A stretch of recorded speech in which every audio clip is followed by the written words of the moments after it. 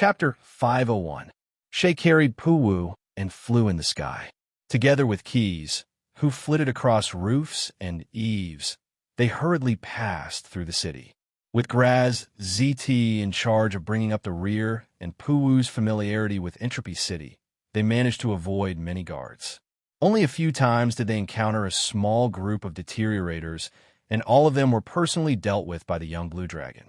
When they were about to leave Entropy City, they even borrowed a ship that was about to leave the port. It could be said that they were extremely lucky. There's no need to go to the teleportation portal. The ship can temporarily open up a branch of the Nether River. We could take the ship and leave 12 trees. The one who spoke was Shay. Because he had taken over the body of a tracker, his voice was even more sonorous and powerful. His voice made Keys feel that it was somewhat similar to the Demolixnade, except that the tracker did not make noises such as gears engaging. The reason for this was that the rune technology mastered by the Wonder Craftsman was ahead of the mechanical artificial body that Snade had made for himself. All models of Reapers would consider the stability of operation and the energy consumption rate and the probability of mechanical wear would be reduced to the minimum. In the inheritance of Keys' race, there was a record of a patroller, the strongest enforcer who maintained the order between planes. In order to guard against an evil god that had the intention of harming a new plane, the patroller transformed into a satellite and continued to wait until the evil god fell. This showed how high the attainments of the Wonder Craftsman race were in the field of rune machinery. Therefore, when Shay judged that the ship's performance was good and that it could be used to move across planes, Keys immediately accepted the suggestion. Does this ship need anyone else to control it? Quest asked briefly and confirmed the fate of the unconscious Glabrizu captain and the other crew members. Then he agreed. Let's board the ship and set sail. There was no need to be suspicious. The young Blue Dragon did not kill the Glabrizu captain and his crew members. He just abandoned those who had lost their value in the mooring area and left them for the evildoers who came later to deal with. Losing a precious adversity crossing boat, the Doom Guardians probably won't have any mercy. It can be considered as retribution for the evil deeds they had done before. It was actually not difficult to make such a judgment. After seizing the adversity crossing boat, Keys had just boarded the boat. Just by relying on his nose, he could tell that the owner of the boat had done many evil things. The boat seemed to have been soaked in blood and rotten corpses. It smelled like an abandoned slaughterhouse. Compared to this ship, even the sheepfold where the gray goats are kept looks like it has been sprayed with perfume. Ugh! Puwu, who was covering his nose, made his evaluation while retching twice. Although he was not like Keys, who could use his psionic ability to seal off part of his senses, nor was he like Shay, who possessed the body of a tracker, who could not breathe at all. Puwu ultimately relied on his own ability to overcome the terrible smell on the boat. He applied the energy serum that he had asked Keys for earlier around his nostrils to neutralize the stench he had inhaled. When the half-goat was finally able to take a few deep breaths of air, the crossing adversity boat was also ready to depart. Shay took up the responsibility and became the captain of the boat. He was busy adjusting the parameters of the various machinery in the captain's room. Because the boat was sailing in the Styx and the astral world, its shape did not need to be deliberately shaped like a ship. The boat that Keys and the others borrowed looked like a standing oil barrel, except for the cargo and the interrogation room that the previous captain had opened up as a personal resting area. The captain's room and the cabins that the crew used daily were actually on the same floor. In addition, when Keys captured the Glabrizu captain, he accidentally broke the wall of the captain's room, so he could easily watch the entire process of Shay operating the boat. In the entire captain's room, the largest space was occupied by the Soul Engine, which was the same as the cauldron scene in the shipyard. Huge and rough control levers made of metal and amber surrounded Shay's busy figure. The metal cast control levers were mainly responsible for some specific braking machinery. Relatively speaking, they only played the role of auxiliary operation.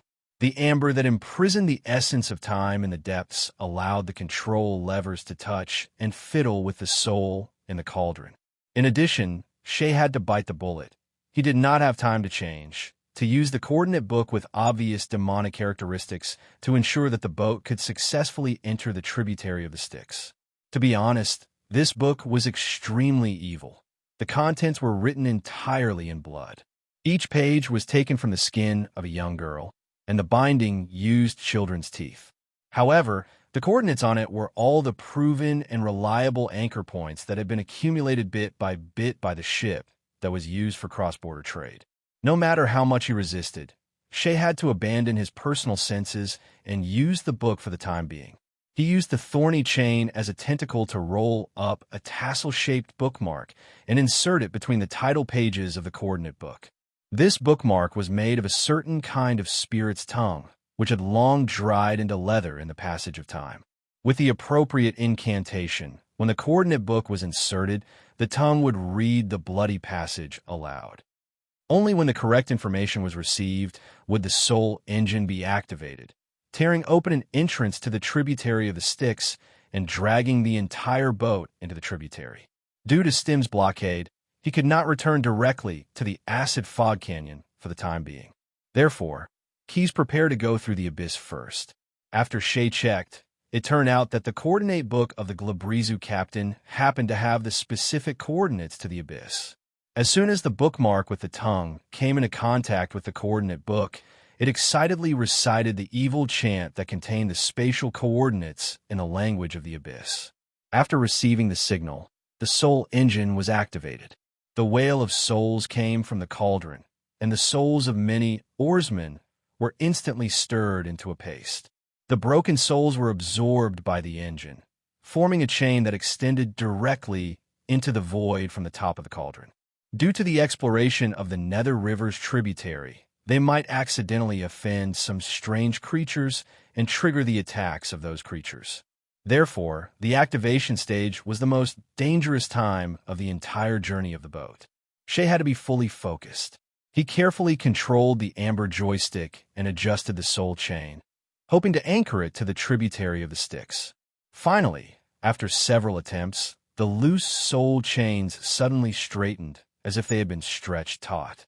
The different positions between the two planes formed a pressure difference that directly squeezed the boat into the tributary that was anchored. It's almost the end of the month. I hope that everyone can give more monthly votes and recommendation votes to the general industry. The income of this novel could be said to be very bleak. The happiest thing at the end of every month was to look at the rankings. This was a small pursuit for the newbies. Chapter 502. The Nether River flowed through not only the bottomless abyss, but also all the plains in the lower realms. The only difference was that the tributaries were different from the main ones. It was the same for the 12 tree plains. Moreover, this tributary was near Entropy City, where the Doomsday Guardian's adversity boat was also anchored. If one were to stand next to the adversity boat, the boat would look like it had moved horizontally into the Nether River after Shay started the soul engine. However, this was not the case. Although it looked like it was slowly and disorderly rippling on the tributary of the Nether River next to Entropy City, it was not the case. Keyes, who was on the adversity boat, had the most say in this matter. When the soul engine started, he carefully sensed the entire process. Like an oak cork that had been forcibly squeezed into a bottle, the cylindrical adversity boat followed the soul chain and entered the tributary of the Nether River. However, this tributary was not the one next to Entropy City. The coordinates of this tributary had already crossed planes. Could it be? The young blue dragon immediately noticed something. I can't let go of this opportunity. I have to experiment. Decisiveness and action had always been Keyes' two advantages. When he said that he wanted to experiment, he immediately put it into practice. The adversity boat floated on the Nether River. Although it looked shaky, there was no danger of it capsizing due to the internal dampers. After opening the watertight door at the top, Keyes got out and stood on the deck of the adversity boat. He then walked to the side of the boat. I can't jump directly.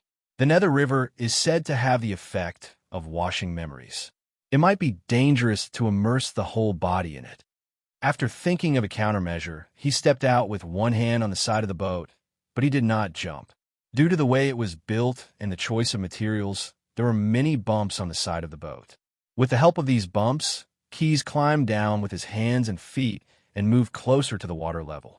The reason why he did not use any spells, force field abilities, or psionic abilities was that the following experiment might impact his consciousness. If his vision suddenly turned black, he might fall into the Nether River. Therefore, Keys chose to climb down bit by bit. Because they were flying creatures, Megalosaurus were somewhat similar to birds. Even when they were asleep, they would cling to the ground tightly. This way, even if Keys lost consciousness, he would not have to worry about accidentally falling in the Netherworld River as long as he found a foothold in advance. Therefore, when he reached the water level of the boat, the first thing he did was to find a protrusion that he could stand on. Then, Keys bent down and extended his arm. He reached his palm into the scarlet Nether River and quietly felt it. After coming into contact with the water of the Styx River, the first thing he felt was chaotic spiritual fluctuations. However, this kind of consciousness wasn't very active. Keys was not surprised by this because it was very similar to an ancient secret in the inheritance of his race. It was a secret about the birth of the Mind Flayers. It was said that in ancient times, the Tiefling Empire had converted to a kind god, which was why they gradually broke away from the Bator faction. However, how could the demons of the Batsu people tolerate such betrayal? They sent out an army and massacred the Tiefling Empire. Demons were famous for being cold and heartless. They would not show any mercy to their own descendants. After slaughtering the Tiefling Empire, their precious souls were made into soul prisms, and the demons dug out the Tiefling Empire's brains. The Tiefling Empire's brains were piled up in the 8th level of the 9 prisons of Bator, where the demons fused them together and created the Mind of Origin. This powerful magical creation had extraordinary calculation abilities because it was fused with the brains of thousands of Tiefling emblems. The Lord of the 8th level saw the Mind of Origin as his right hand. He would often seek advice from the Mind of Origin before making evil decisions. Perhaps it was because of the lingering pain, or perhaps it was because of the conspiratorial atmosphere of the 9 prisons of Bator, but the Mind of Origin was actually secretly plotting revenge. Without a doubt, the Mind of Origin's revenge target was the Batsu Devil race. Unfortunately, its plan was exposed in the end. Since this matter involved the entire race of demons, not only was the Lord of the 8th level, Mephisto, furious, but even the existence in the depths of Nessus was furious. Several Archdevil Archdukes joined forces, which was a rare sight. They used powerful evocation magic to completely destroy the Mind of Origin. It was impossible to determine what evocation magic they used. However, the result of that evocation magic was that it drained a large amount of energy and broke the balance of the plane, which was why Cania became the frozen country it was now. It permanently changed the climate of the entire 9th level of the 9 prisons of Bator. This was enough to prove just how frightening that evocation magic was. Naturally, there was no way the Mind of Origin could have survived such a magic attack. However, after the Mind of Origin collapsed, although the demons collected all of its brain tissue and burned it to ashes, there was a slight flaw in how they handled the ashes. Some of the demons were lazy, but it was highly likely that they had received a hint from the Mind of Origin's remnant consciousness within the ashes. When they sent the ashes to the sealed area at the bottom of Cania, they directly dumped the ashes into the river Styx in order to save time. As a result, the surviving brain cells followed the river that ran through the entire lower realm and escaped to the heavens. Although they were unable to gather into the huge Mind of Origin due to the demon's magic, they could still gather in a small area. In the end, the brain cells that escaped hidden in the ashes evolved into the brain pool, which was the birthplace of the Mind Flayers. By the time the demons realized this flaw, the Mind Flayers had already developed a huge empire in the astral plane. The Batsu Devil spent a lot of effort to let the Gith people learn how to use psionic power and overthrow the rule of the Mind Flayers. Thus, to this day, under the influence of the ashes of the Mind of Origin, the river Styx still emitted strange psionic waves. Knowing the reason, Keys was naturally not too surprised. However, he still had to try his best to block off all the psionic powers that gathered over. This was because what he was searching for seemed to be very obscure. With the interference of the psionic powers, there was no way to accurately sense it. Just a little bit more. The young blue dragon fiddled with the sticks twice, and ripples appeared on the river Styx. There's always a very familiar feeling, but with the obstruction of the physical body, the feeling is somewhat specious. Thinking of this, Keyes decided to test it again in depth. Thus, he secretly mobilized the blazing sun crystal in his body. The energy contained in it gradually overflowed from his body, especially the arm where the energy was highly concentrated. It gradually turned into a pure energy body. It should be done. Keyes immersed his entire energized arm into the river Styx. P.S. Below is not counted in the word count. A discussion group for Scales of Eternity has been established. Everyone is welcome to come in and discuss.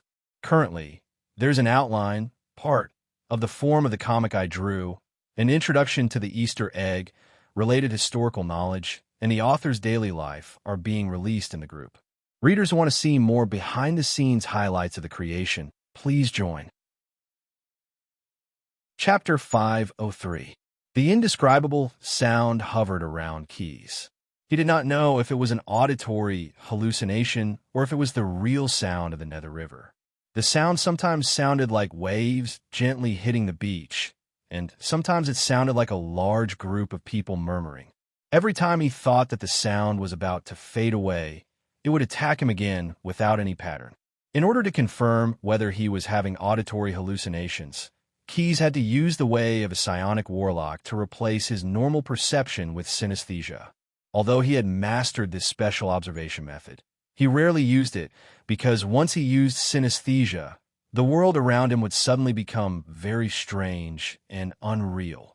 In a flash, his senses would change. He saw sound with his eyes, heard smells with his ears, smelled colors with his nose. However, although this made him feel uncomfortable, Keyes would not doubt whether he was having auditory hallucinations. Because if there was really a sound around him, he did not need to distinguish it with his ears. He only needed to look to confirm whether it was real or not.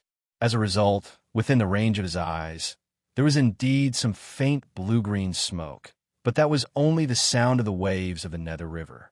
It's really an auditory hallucination. Keyes shook his head and quickly switched his senses back to normal. It's most likely a problem with this arm. He lowered his head and looked at his arm that was immersed in the Nether River. As he did not have any clues for the time being, he could only choose to give up for the time being.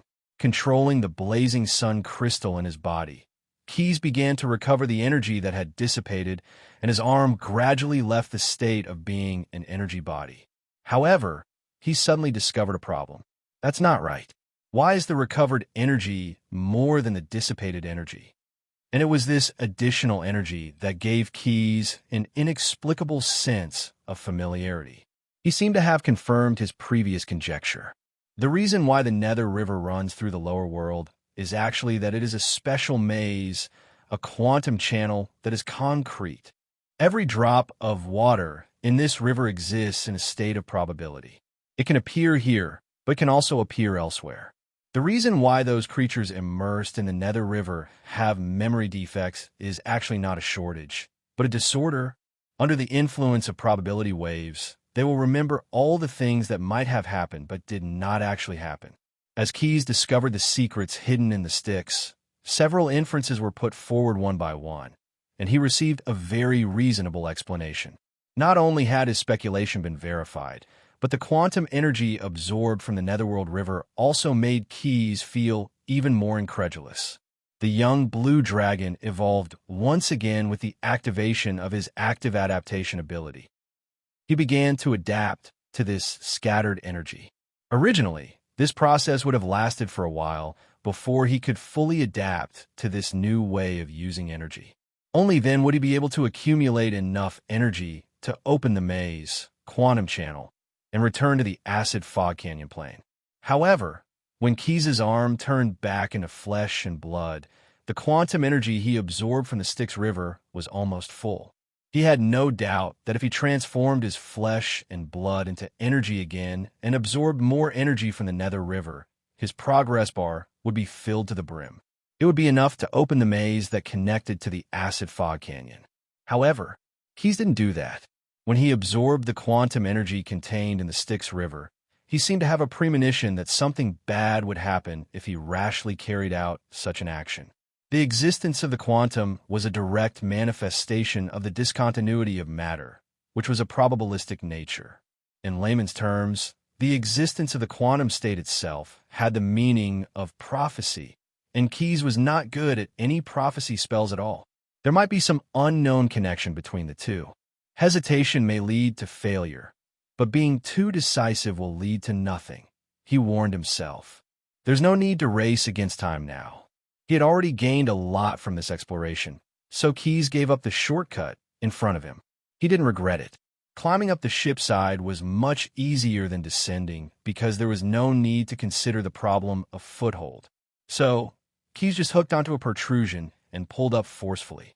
Naturally, his body was brought up to the same level as the ship's side.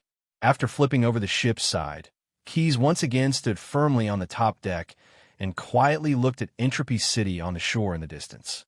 Just now, Shay had activated the Soul Engine and pulled the ship from the 12-tree plains into the Great Abyss. Judging from the situation outside, the reason why they were still rippling near Entropy City was that the Styx River carrying the ship had not completely changed its spatial attribute. It still needed some time before the ship could be completely stripped and extracted from the Great Abyss. According to Shay's calculations, this period would not be too long, at most no more than 1/10 of an hourglass. However, this period of time was enough for Keys to once again appreciate the good show that was breaking out in Entropy City from another angle. "You ugly, inferior creature," Graz ZT scolded. "How can you have such discordant thoughts? Dream on. I won't leave you any fart." Just now, the fanatic fan of the Dark Prince, the leader of the Doom Guardians, had used an enhanced version of the instruction spell on him. This spell was not ordinary. If not for Six Fingers' earring, which was strong enough to resist the legendary bewitchment spell, he would have fallen for it. Even so, the contents of the instruction spell, which was like an attachment to a document, were accurately poured into his mind. Not a single word or image was missed. Therefore, Graz ZT simply gave up on managing his expression, put down his big boss demeanor, and opened his mouth to curse. To be honest, he was actually very familiar with the contents that needed to be censored, and he often practiced them. He had especially practiced some of the contents for a long time today and made several targeted suggestions for the project partners. However, under the effect of the instruction spell, the participants of the event all turned into ugly female soul judgment demons. Six Finger, who was originally happy to see the event, suddenly felt an indescribable disgust, and his vision became dizzy. Although the instruction spell did not succeed, it caused additional dizziness, so was not completely useless. What made Graz ZT even angrier was that he could not take revenge yet. Due to his usual caution, he rarely split his avatar, which occupied too much of his power, out of his silver palace. It would be difficult for him to come to 12 Trees' avatar and kill Panther easily. P.S. The following words are not counted in the word count. I have created a discussion group for Scales of Eternity, 6183822262. Everyone is welcome to join the discussion. Currently, I have the outline part of my manga form, the introduction of the Easter egg, the related historical knowledge, and the author's daily life in the group. Readers who want to see more behind-the-scenes highlights of the creation, please join. Chapter 504. 1/6 of the buildings in Entropy City had collapsed, and the destruction was completed in an instant. Graz ZT's avatar had used all his strength. Only his silhouette stood alone on the ruined ruins, panting heavily as he leaned on the acid explosion-heavy sword without a care for his image. The wind swept over from other directions of the city, making his long robe flutter in the wind. It also carried away the thick, salty smell of the blood. Due to using a lot of power, his body was now translucent, and blue blood vessels crisscrossed under his skin. It looked like many tattoos decorated with lines, but it did not look like they were hastily drawn by an unskilled master. Graz ZT estimated that even a dozen flame balers would be wiped out by the pure power of darkness he had just unleashed. However, the disgusting female soul judgment demon did not seem to have suffered much of an impact. At most, she was covered in dust. Of course, even if the dust covered her face and body, Six Fingers felt that it could not stop the ugly aura that she exuded from the inside out. She has the strength of a lesser demon lord, Graz T carefully judged. No wonder she can live for so long despite being ugly. Due to his habit of scheming, he had planted his spies in all the famous organizations in the multiverse. The Doom Guardians were no exception. Therefore, Graz ZT had a certain understanding of Pant, the leader of the evildoers. However, judging from Pant's performance after the battle broke out, most of the information that the spies had sent back was actually inaccurate. At the very least, the description of Pant's strength, that he was stronger than an ordinary Baler, was simply ridiculously wrong. Of course, although Graz ZT felt a little powerless now, he was far from being at the end of his rope. After all, Six Fingers was one of the 3 Titans of Tanari, the most powerful among the demon lords. He still had a backup plan. Summon, Scarlet Catalog. Graz ZT took a deep breath and then exhaled. He held the acid explosion heavy sword with one hand and quickly formed a seal with the other. After the seal was formed, a strange humanoid creature walked out of the void and arrived in front of the Prince of Darkness. It was a booklet made up of volumes and books. Between the pages of the booklet, there was a faint blood-red liquid. Turcotte Noel Aram, the Catalog of Soul Judgment. The first half of the sentence was the name of the former owner of the Scarlet Catalog, the most renowned demon researcher in the multiverse. At the same time, it was a special incantation to open the bloody catalog. The second half of the sentence was what Graz ZT needed to search for. After verifying the incantation, the bookkeeper did not say anything. He just silently took out a piece of paper from somewhere on his body and handed it to Six Fingers. Graz ZT accepted the scroll, and the scroll holder bowed slightly before returning to the void. Troublesome fellow. The Dark Prince couldn't help but snort coldly, but he didn't say anything else. The Scarlet Catalog was his most important trump card. It was originally one of the trump cards he used to deal with the other demon lords who were his enemies. Although it looked ordinary, it was actually a divine artifact. Graz ZT had spent a lot of effort to snatch it. Its original owner, Aram, was a genius. His research on demons was unparalleled in the multiverse. Interestingly, although Aram had studied demons and traveled to the abyss, he wasn't an evil person. He had spent his entire life fighting demons. With his rich demonic knowledge, ordinary demons were no match for him. The Black Order he founded was still loyal to its founder's mission, which was to hunt down demons that wreaked havoc in the material plane. The Scarlet Catalog was Aram's creation. It recorded the true names of many demons, as well as the rules of their arrangement. Every page of the catalog was recorded on the skin of the subdued demons. Each page could be taken out and used separately. The Hezru Catalog, the pages were grayish-green. They were leather-like papers covered with a layer of mud. The Glabrizu Catalog, the pages were dark reddish-brown. The edges were rough and had sharp protrusions. The Bray Catalog, the pages were pale yellow. The scabbed, jagged wounds crisscrossed all over the paper. Giant Bull Demon Catalog, the pages were black. Bristles sprouted from the edges of the thick and fragmented leather-like pages. The Soul Judgment Catalog in Graz ZT's hand had pages similar to Death Barbie powder. There were also many broken feathers on the pages. Suppressing his disgust, Graz ZT pressed his fingertips on the Soul Judgment Catalog and began to calculate Pant's true name. Yes, he was calculating. This was the correct way to use the Scarlet Catalog. After knowing the common name of the Doom Guardian's leader, her true name was no longer a secret to the holder of the Scarlet Catalog. Unless she was a demon lord, her true name could still be analyzed even if she had the strength of a secondary demon lord. In fact, before his death, Aram had already begun to create the Demon Lord's Scarlet Catalog and had achieved some results. Unfortunately, what he had created was a catalog about Graz Ziti.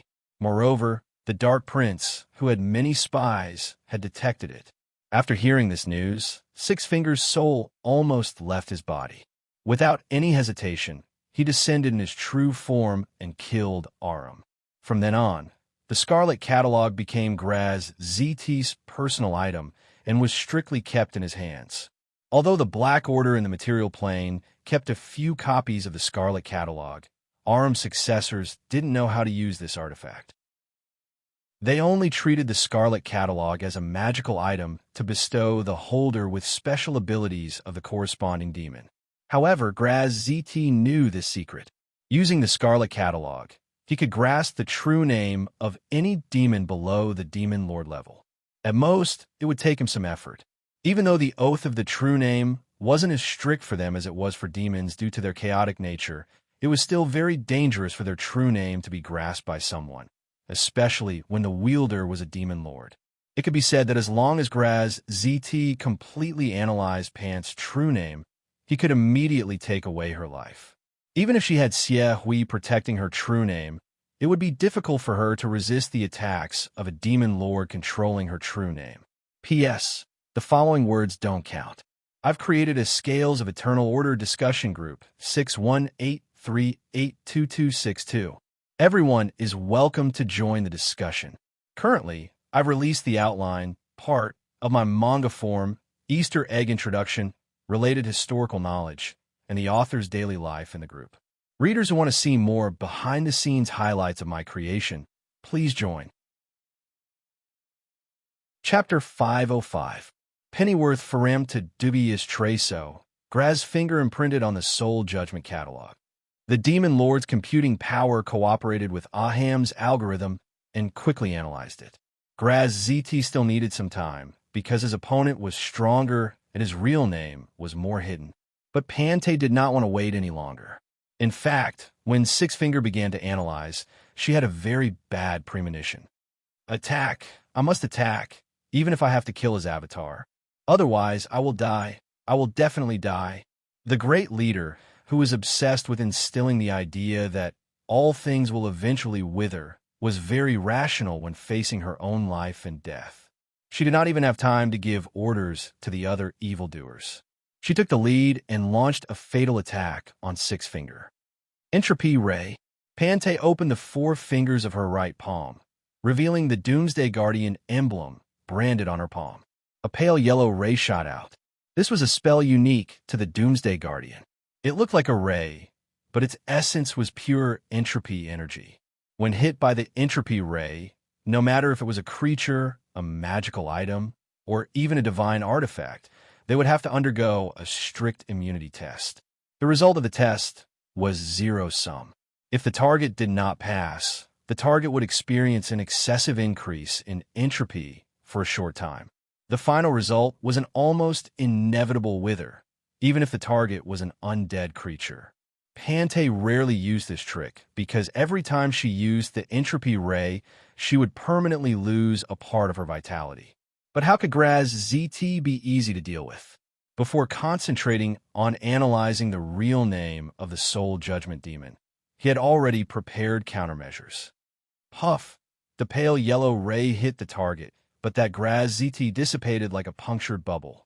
It turned out that it was just an illusion. It was only because it was too perfect that it succeeded in deceiving Pante's eyes. Perhaps you can give it a try. Try again. One more time.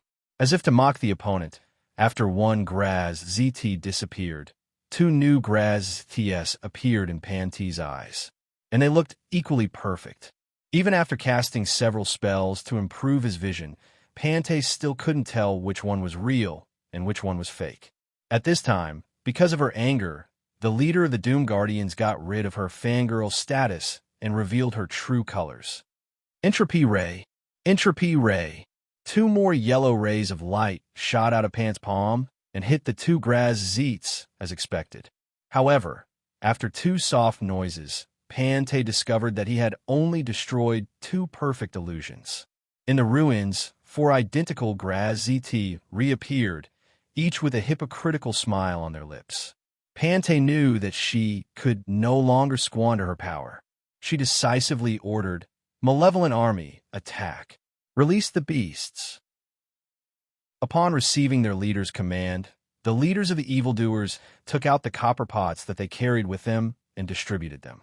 Those who were chosen had already been brainwashed before, so they did not resist and drank the potion in the copper pot. Gurgle, gurgle. Their atoms apple-bobbed as the ice-cold potion fell into their abdomens, and a blazing heat suddenly rose from the bottom of their hearts. Regardless of the race of the chosen, their bodies all mutated, and it only took a few breaths. Sharp spikes made of white bones pierced their skin, making their appearance look exceptionally ferocious. Light blue thread-like flames flowed out of every orifice and covered them with scorching armor. Most of the chosen lay on the ground after the mutation, and the joints of their hands and feet were twisted to varying degrees. At this time, they had lost their rationality and had become beasts that instinctively obeyed the will of their leader. Although their intelligence was permanently damaged, they would no longer be troubled by pain and fear. Moreover, their constitution, strength, and agility had all improved by leaps and bounds. Rummage through the ruins. Don't leave any blind spots.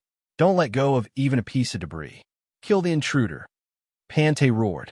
Since Graz ZT had already threatened her life, she naturally would not have any more fantasies and simply categorized him as an intruder.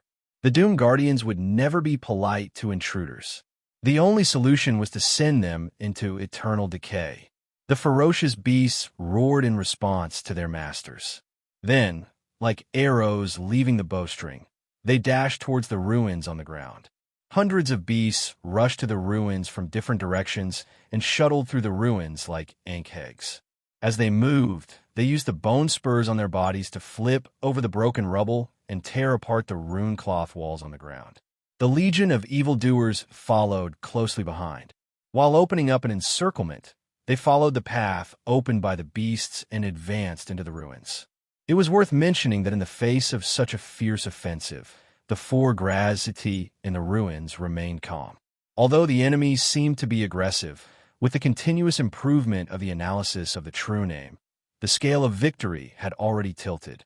Six Fingers was calm. After all, he had used his trump card. This trump card was originally prepared to deal with some demon lords.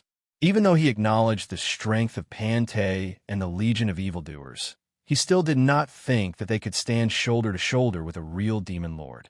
I still have to summon some men, Graziti thought to himself. Otherwise, even if we win, it will still be a loss in the end. Hidden in the ruins, Graziti sat cross-legged on the ground. He had hastily built a shack with rune cloth. His left hand was still on the Soul Judgment catalog, while his right thumb began to fiddle with the enchanted ring on his pinky finger. 3 rings, 12 rings, 42 rings. This ring was made up of 3 rings nested in parallel. Graz-ZT rotated them from the outside to the inside to a specific pinky finger. He was activating the contact key, the name of the ring. By fiddling with the 3 rings to a specific number of rings, 6 fingers could contact a corresponding spy. 3 rings represented the bottomless abyss. 12 rings represented the 12th layer of the bottomless abyss, which was the 12-tree plane. 42 rings represented the 42nd spy arranged in the 12-tree plane. Near the shipyard, open the Otherworld gate to connect to Asgrath. The battle password to pass is Seize the Ship. P.S. The following words are not counted. 1. Thank you to Shouting 246 and Sino Warrior for the tips. 2. I have created a discussion group, 618382262 for Scales of Eternity. Welcome to join the discussion. So far, I have the outline, part of my manga form, the introduction of the Easter egg, the related historical knowledge, and the author's daily life are being released in the group. Readers who want to see more behind-the-scenes tidbits, please join. Chapter 506. Before Graz-ZT could finish his sentence, the shack he had hastily built with the runic cloth came under a series of fierce attacks. However, Six Finger was the demon lord who was most proficient in construction. His silver palace that spanned across 3 dimensions was the best proof.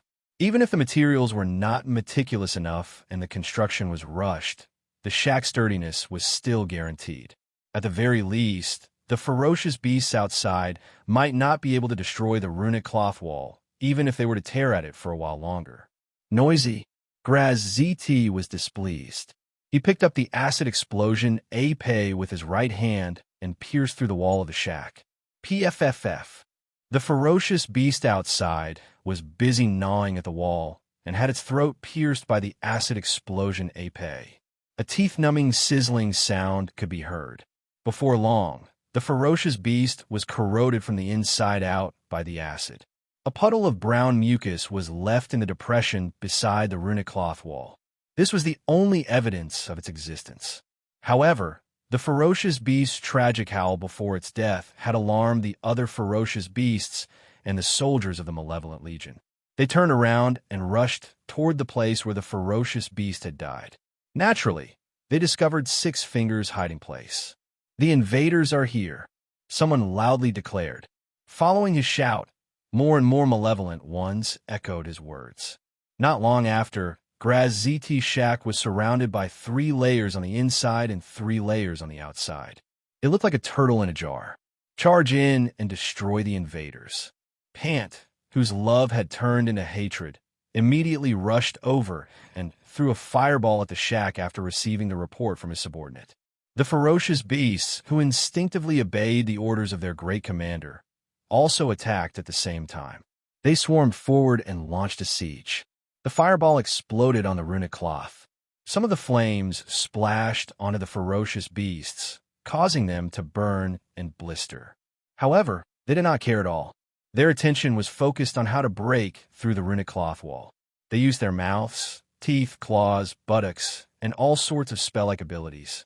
In short, in order to break through the wall and complete the great commander's orders to destroy the invaders, the ferocious beasts were giving their all. Although in the process of doing so, many vicious beasts died under the acid explosion of the heavy sword that came out of nowhere. But hard work always paid off. In the end, one of the ferocious beasts accidentally cut through a thin thread on the runic cloth and destroyed the defenses of Graz ZT's shack. Kill him. Pante, who had been paying close attention to this place, immediately discovered that the defensive array had been broken, and at the same time, decisively launched an attack. Entropy Ray. She was full of confidence, thinking that she wouldn't fail this time. However, who would have thought that Graz was still a perfect illusion? A total of 4 times. On the morning of his birthday celebration, Pante actually used the Entropy Ray 4 times in a row. It should be known that every time this ability was used, it would cause a permanent loss of life force. If she used it too many times, she might even lose the strength equivalent to a demon lord and become mediocre and ugly. It was not hard to imagine how traumatized Grazite's arrival was for Pant, a hot-blooded fan. It was not surprising for a fan to turn against him. Moreover, this was not the end of the teasing. While the vicious beasts besieged the runic cloth shack, Hexfinger completed the analysis of the true name. Using the Arum Divine artifact in his hand, the Soul Judgment Catalog, Grazity deduced the exact arrangement of Pant's true name. Without wasting even a second, after the runic cloth wall broke and the anti-teleportation array on it failed, he immediately teleported himself to the remaining 4 perfect illusions. Pennyworth from a dubious Traso. With a soft murmur, the evil runes formed by the abyssal language began to appear beside Graz-T, reflecting Pant's hidden true name. When this scene appeared, the leader of the Doom Guardians immediately realized what the crisis she had just felt was. "All of you, cover your ears and close your eyes." She glared at her subordinates and threatened them with a roar. When Graz ZT read her true name, she knew that her end was coming, and she no longer had any hope in her heart. However, it was a completely different matter for Six Finger to announce her real name in front of everyone. It was as if he had cut off all of her escape routes. Even if she was attacked by her true name today, even if she ended up dying A secondary demon lord like Pant could be resurrected in the evil runes that had once preserved her life essence. Although she would definitely lose some of her power, because of the excellent quality of Pant's evil runes, the loss of power was actually not much. However, when Graz ZT announced her true name to the public, with so many vicious beasts present, it was hard to guarantee that no one would remember Pant's true name. At that time, even if she used the evil runes to resurrect, her position as the leader of the Doom Guardians would be announced as a stranger. "You damn bastard. I'm going to die with you." Terrifying energy surged out of Pant's body. Although it did not interrupt Graz ZT's chanting, it still frightened him. "It's all thanks to the Soul Judgment Catalog," the Dark Prince said with lingering fear. "This ugly guy is not as simple as a demon lord. Although he's not an official demon lord, his power level is almost the same." Pant patted her belly, and pale gray ripples rippled out and quickly swept across the entire 12 Trees plain. As if it was attacked by a Force 12 typhoon, a large number of buildings in Entropy City collapsed, and the armory exploded.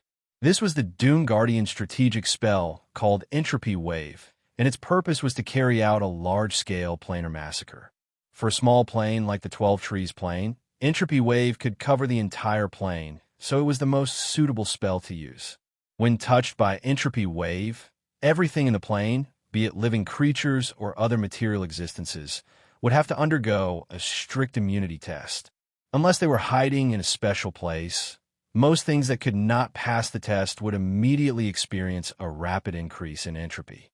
However, in order to cast this spell, Pant had to pay a huge price. Her HP was permanently reduced to half of its original value. Compared to Entropy Ray, Entropy Wave consumed the user's life force, which was simply unbearable. Unless it was a desperate situation, Pant would not use this spell at all. However, she really had to fight with all her might now. Even if she could not kill Grazity, at least she knew her limits. She would try her best to eliminate any member of the Doom Guardians who might know her true name, even if they were precious, vicious beasts under her command. Unforgivable. Chapter 507. Pant's eruption shook the entire 12 Tree plains, and most of the residents and pilgrims of Entropy City lost their lives. The tributaries of the Nether River that were very close to Entropy City were naturally affected, and many of the creatures living in the Nether River were not spared. Only Keys's boat was very lucky because it had already activated the Soul Engine. Although it seemed to be in the 12 Tree plains, it was actually in the abyss. Thus, Shay and Puwu were able to escape this calamity. As for Keys, it could be said that he was not affected at all. Even if he was hit by the ripples of entropy, there would not be any problems. Firstly, it was because he was very powerful and was comparable to a demon lord. Moreover, he was not a weakling like Graz ZT's incarnation. Secondly, it was because he had quantum energy and was naturally resistant to spells that affected the entropy of matter. Thus, he could stand on the top deck of the boat with great interest and continue the show that was about to come to an end. She's really putting her life on the line. Following Keys's sigh, the entire 12 Tree plains suddenly fell into a deathly silence. Then, they suddenly burst into an uproar. The reason Pant used the ripples of entropy on the members of the Doomsday Guards was actually to silence them and eliminate future troubles. Her eruption had affected such a large area that it had almost completely wiped out the altars of the 12 Tree plains. Killing those ignorant mortals, pilgrims, and weak demons that yearned for more power did not have much meaning. They could not possibly see her true name, and using the ripples of entropy on them would only cause Pant to lose more lives. However, if one thought that she was so crazy because she was at the end of her rope, they would be underestimating her. Pant had her own calculations. She was very clear that even if she used the ripples of entropy, she would not be able to directly kill the incarnation of Six-Fingered. After all, although they were close in strength, there was still a difference in the level of life between a lesser demon lord and a true demon lord. Using the ripples of entropy was not Pant's trump card against Graz ZT, but the process of flipping over her trump card. Although killing those pilgrims and low-level demons had destroyed more lives, she had also completed the process of sacrifice. The altars that controlled the 12 tree realms had been operating for thousands of years, and the sacrificial formations carved into them had been operating quietly for thousands of years. The only function of this magic circle was to absorb the faith of the pilgrims and use it as a sacrifice to please the abyss itself. The will of the abyss would symbolically feed Pante some abyss origin energy, based on the faith she received to improve her strength. This was also the reason why she was able to become a second-class demon overlord in just a few thousand years, and even surpass it. Originally, with this method, Pant might have been able to grow into a true demon lord after some time. But when she met Graz ZT, who knew the weakness of her true name, she had to give up her great future. She had sacrificed all the pilgrims of the 12 tree plains in one fell swoop to nurture a powerful weapon of mass destruction in advance. Blade of Sacrifice. When Pante called out, the deepest part of the altar suddenly shone with a bright light. A dagger made from the arm bone of an evil demon lit up. It responded to the summoning of its owner, broke through the layers of rocks, and flew into Pant's hand. Because she had just used the ripples of entropy, half of her life force had been permanently destroyed, and she was now on the verge of death. However, the moment she received the Blade of Sacrifice, Pant used her remaining strength to stab it into her chest. The serrated and barbed dagger cut through the thick layer of fat, broke her sternum, and went straight into her heart. Scarlet blood with a strong, rotten smell slowly flowed out of the blood trough, dyeing the ivory dagger with a foul red light. Fatal Link. Similar to Entropy Ray and Ripples of Entropy, it seemed that most of the Doom Guardian's secret arts were of this type. Kill 1,000 enemies, but lose 800 of your own. Fatal Link could bind the user to the target. If the user was injured, the target would also be injured. Together with the nurtured Blade of Sacrifice, the damage to the target would be several times greater than the user's. Pant was confident that in terms of life force, even the strongest demon lord would not be much weaker than her. Even though half of her life force had been destroyed, the remaining part could still pose a threat to Graz ZT after doubling it. After all, it was unlikely that the Dark Prince's main body would descend to the 12 trees. At most, it would be his incarnation. Now that she had finished silencing the members of the Doom Guardians, as long as she killed Graz ZT's incarnation, she would most likely be able to keep the secret of her true name. At that time, she would be able to revive in the hidden evil talisman and start modifying her true name. This was her entire plan. Since the loss was destined, Pant wanted to make the loss worth the highest. She could not be the only one to suffer. At the very least, she had to kill one of Graz ZT's incarnations so that he would not dare to underestimate her. As Pant used the Blade of Sacrifice to kill herself, her scheme finally worked. Graz ZT's incarnation wanted to mock Pant's entropic ripples, but he was unable to laugh. The Blade of Sacrifice had taken effect. The chest of the Dark Prince's incarnation suddenly exploded, and his heart was blown to smithereens. Due to the sudden change, he could no longer maintain the state of chanting his true name, and he no longer had any restrictions on Pant. In the end, Pant, the leader of the Doom Guardians, used the extreme method of committing suicide to get rid of Graz ZT's scheme. Her body gradually turned into a puddle of pus that emitted a foul stench and fell to the ground with a few scattered feathers floating on it. The only thing that surprised her was that although Graz ZT's incarnation was heavily injured, he was not truly dead. When he was on the verge of death, a dazzling teleportation door appeared near the shipyard in the ruins of Entropy City. The spy he had instructed had already opened the Otherworld gate and conveyed Graz ZT's message to the other side. Seize the ship. A group of Hezru and 6-armed Naga walked out of the teleportation door, followed by another incarnation of Graz ZT's. Seeing that the incarnation was about to die, the new incarnation decisively pulled it up and retreated to the Silver Palace. Looking at the new demons and their figures that started to dismantle and move the shipyard, Keyes nodded. We should also leave. Chapter 508. The next day, the half-goat Poo-woo woke up to the smell of freshly cooked bacon. He heard his stomach growling. Last night, before leading Keys to the shipyard, he had eaten the barbecue provided for Pant's birthday celebration on the streets of Entropy City. That was the rare normal food he had eaten during his long time in the 12-tree plane. He was very hungry now. Aren't we on the boat now? Why is there the smell of normal food? Is there a problem? Poo-woo's nose twitched. He sleepily walked towards the place where the smell was coming from, but he suddenly woke up after a few steps. However, his worries were unnecessary because it was Kith himself who was cooking the food, and he was doing it with relish. Although the previous captain of this ship was a Glabrizu, the passengers it carried last time were a group of pilgrims. Mortals from the material plane obviously could not live without food and water like the creatures of the lower realms. Therefore, they carried with them some food that was easy to cook and preserve: bacon, cheese, and a barrel of lager. To be able to pay for food, the pilgrims were most likely very rich. They might have come from a noble family in a material plane. Unfortunately, they boarded a pirate boat, a boat controlled by demons. Robbing and killing passengers was not a crime at all. The last group of rich passengers had their wallets given to the demons, their flesh thrown into the river Styx, and their belongings thrown in a corner of the cabin. Originally, the captain of the Glabrizu was going to sell the goods in Entropy City, and he had already prepared a new bag of money. However, he unfortunately encountered the young blue dragon.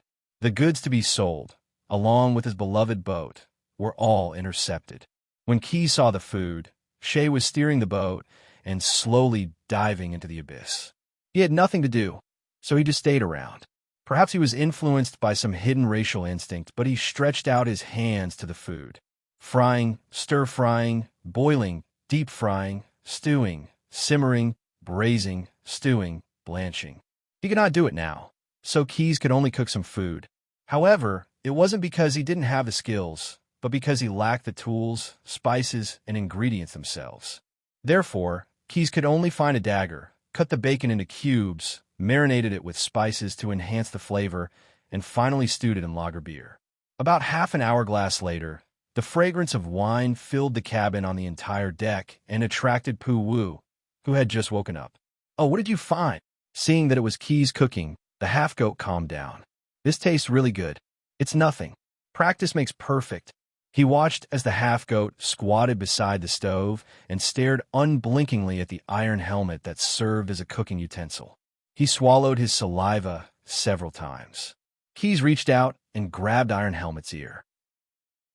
He poured the salted meat soup into an empty wine barrel and handed it to Poo-woo. "The broth may be a little salty. That's because the meat has been marinated, but I suggest you eat it with cheese."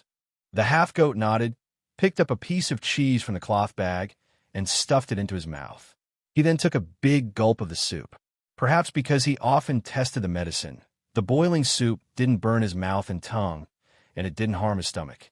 Another barrel. Keys was speechless. After making a pot of salted meat soup, Keys only had a simple taste. The rest was all given to Poo-woo, the soup barrel. "It doesn't matter if you can't inherit the title of Thousand Herb Cup. I think soup barrel suits you better," the young blue dragon secretly criticized. After enjoying a simple and rare breakfast, Shay, who was temporarily acting as the pilot, walked out of the captain's cabin. It turned out that the ship had been adjusted to automatic cruise mode and had left the tributary of the Styx River in the Great Abyss. At this time, the ship was operating the anti-gravity array and diving into the canyon of the Great Abyss, quickly approaching the plane of the acid fog canyon. "It tastes good." Shay's nose twitched. "It's a pity that I can't eat delicious food in my current body." Hearing his words, Keys was a little surprised. It turned out that the tracker also had a sense of smell. It was really a high-level construct. However, the young blue dragon didn't dwell too much on this issue. The most important thing now was to return to the acid fog canyon. "How's the ship sailing?" Keys stood up and asked, "How long will it take to reach the approximate level of the acid fog canyon?" Hearing the question, a small cover opened on the left rib of Shay's centaur mechanical body. He took out a newly made instrument from inside and fiddled with the button on it twice. A three-dimensional projection appeared from above. There is a red dot on it, representing the coordinate dimension of the acid fog canyon. There's also a green dot representing our ship. Based on the current situation, the green dot is gradually approaching the red dot. It will overlap in about 2 hourglasses. But if it is as you said, there's a powerful shield around the acid fog canyon. The sole engine of the ship may not be powerful enough. Keyes took the instrument handed over by Shay and fiddled with it for a while before returning it. He nodded and said, "It's okay. I just don't want to cause trouble by diving in the ship. When we reach the target, I will be responsible for the specific matters of opening the door." After a brief exchange, Shay turned around and returned to the captain's cabin. He continued to monitor the operation of the ship. Keyes began to prepare. This time, he didn't intend to communicate with Yazzie to locate the target. Instead, he wanted to experiment with his own quantum energy. As for the centaur Puu, he was sleepy after a full meal and had found a place to rest for a while. Due to the fact that the ship was a simplified version of the Chaos ship, the demons living in the abyss basically wouldn't provoke them unless there was something wrong with their heads. Therefore, the ship's descent was relatively smooth. The time of arrival at the acid fog canyon was roughly the same as Shay's estimation. Feeling the additional gravity brought by the brakes, Keyes, who was ready, immediately walked to the exit of the upper deck. He got out of the watertight door and stood on the top deck of the ship. Warm, acidic steam lingered around Keyes' body. The location should be correct. After sensing it again and confirming that the coordinate dimension was indeed close to the acid fog canyon, Keyes immediately began to act. The quantum energy dormant in his body began to become more and more active under his active activation. As he reached out and pointed in front of him, the energy in the excited state jumped out and wrapped the entire ship and Keyes together. Chapter 509. Emptiness filled Keyes' entire body, and as the quantum energy gushed out, a kaleidoscope appeared before his eyes. The illusory shapes flowed past him like a waterfall, and he could not find the right angle to observe them closely. My mastery is still not enough. Fortunately, we're in the abyss, and this location overlaps with the dimensional coordinates of the acid fog canyon plane, or I could easily get lost. Using the quantum tunnel is far more dangerous than teleportation, so I have to be careful. Although he could not observe, Keyes had familiarized himself with quantum energy through his adaptive ability, which was why he could sense it. The process of opening the door was completed in an instant, and Keyes returned to the acid fog canyon through the quantum tunnel with the ship beneath his feet. In the process, the sole engine of the ship came into play as well, connecting it to the tributary of the Nether River in the acid fog canyon plane. That connection provided Keyes with a target, and after expanding, he could extract the exact location of himself and the ship. Unsurprisingly, they finally appeared in a tributary of the Nether River in the acid fog canyon. Phew! Keyes could not help but breathe a sigh of relief after the extraction was complete and the ship floated steadily on the scarlet surface of the Nether River. When he heard Graz ZT describe how difficult it was for him to break through space to reach this place, the young blue dragon finally empathized with him. The god of virtual games Stim had used some unknown method to sever the connection between this realm and other realms. While Keyes did not see anything special when he passed through the quantum tunnel, he clearly felt that the space was a little sticky. The entire acid fog canyon plane seemed to be hooked with a layer of fog, and the space around it became heavily obstructed. And that was with the quantum tunnel. If he had descended as Graz ZT's clone did, there was no telling how much resources it would take.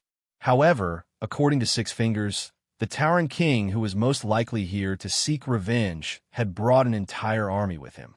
If he did not use the quantum tunnel, he would not have been able to bear the huge burden of resources, even if he was a demon lord.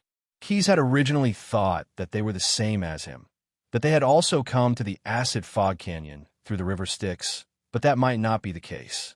This was because when he had just passed through the maze of the Nether River, he realized that the quantum energy he had consumed was much higher than he had expected. Most of it was not for himself, but to protect the ship and the 2 passengers on the ship. especially during the final extraction process. If keys did not provide additional protection, Puwu and Shay would very likely have their bodies strangely reconstructed the moment they left the quantum channel. That would undoubtedly be fatal. If Bafeman had used the same maze, he would have had to provide a lot of protection for his troops. The cost of doing so was even greater than the maximum value of this army, so it was completely unnecessary. Therefore, Keyes speculated that the Tauren King had either mastered another maze or had accumulated a huge amount of quantum energy. However, judging from the last time he fought with his avatar, the possibility of the latter was not high. The truth should be the former. Don't underestimate your opponent. Even if he was once defeated, he would most likely have some trump cards in his hands if he dares to come and seek revenge. Keyes thought to himself. After waiting for a while, Shay and Puwu, who were on the ship, finally woke up. However, they did not realize that they had fainted just now when they passed through the quantum channel because their bodies had undergone expansion, extraction, and they were not quantized like Keyes. A small part of their consciousness was missing. Where are we? Since entering the ship, it was the first time that Shay and Puwu had left the cabin deck. They went up to the top deck and asked Keyes. This is the plane of the Acid Fog Canyon. We're about to go to the new Boom Town, my personal territory. After a simple explanation, Keyes urged Shay to start the ship again. After leaving for 2 days, he was somewhat worried about Boomtown. After all, there was still the avatar of the Prince of Gloom there, and he had just severely tricked the other party. Although there was no news from Yazzie, Keyes was still worried that the avatar of the Demon Lord would take revenge. Since they were in the same plane, teleportation spells were not so restricted, so it was very convenient to travel with the ship. There was no need to move through the Nether River. This simplified chaos ship could also use advanced teleportation spells with the help of the Soul Engine. After inputting the coordinates of the new Boomtown station, they moved to the vicinity of the target in just 2 or 3 flashes. Out of caution, Keyes did not let the ship land directly in the new Boomtown. Instead, they stopped at the peak of a mountain near the valley. He led the 2 of them and walked with the least commotion. They went around a mountain peak and made their way to the new Boomtown. However, when they walked into the valley, they saw many unfamiliar creatures. Those fellows even formed a marching formation. Something's not right. These creatures are not demons. Instead, they feel like the creations of devils. At first, Keyes thought that this was Graz Zt's doing, but it did not seem to be the work of the Demon Lord. However, he was not so sure. Shay, who had taken over the body of the tracker, was the first to cast Mist of Concealment on the group when he saw these evil creatures. The half-goat even took out a blade of grass from his pouch and rubbed it on himself to eliminate his smell. Thus, Keyes saved himself the trouble of hiding and could carefully observe these strange creatures. They had broad shoulders, upright legs, and sharp claws on their feet. Their lizard-like skin wrapped tightly around their bodies, and they could rapidly change color like chameleons so that they could easily blend in with their surroundings. Their shoulders were covered with a tuft of long hair that covered their small, triangular ears and spread down over their wings. A bald lizard's tail wriggled from side to side. Winged kobolds. This is a group of purgatory eddies. P.S. Words below are not counted. I've created a discussion group for Scales of Eternity. 618382262. Everyone is welcome to join the discussion. Currently, I have my own outline of the comic, part of it, introduction of Easter eggs, related historical knowledge, and the author's daily life. Readers who want to see more behind-the-scenes tidbits, please join. Chapter 510. Wall 3 had a lot of dissatisfaction. For example, his name.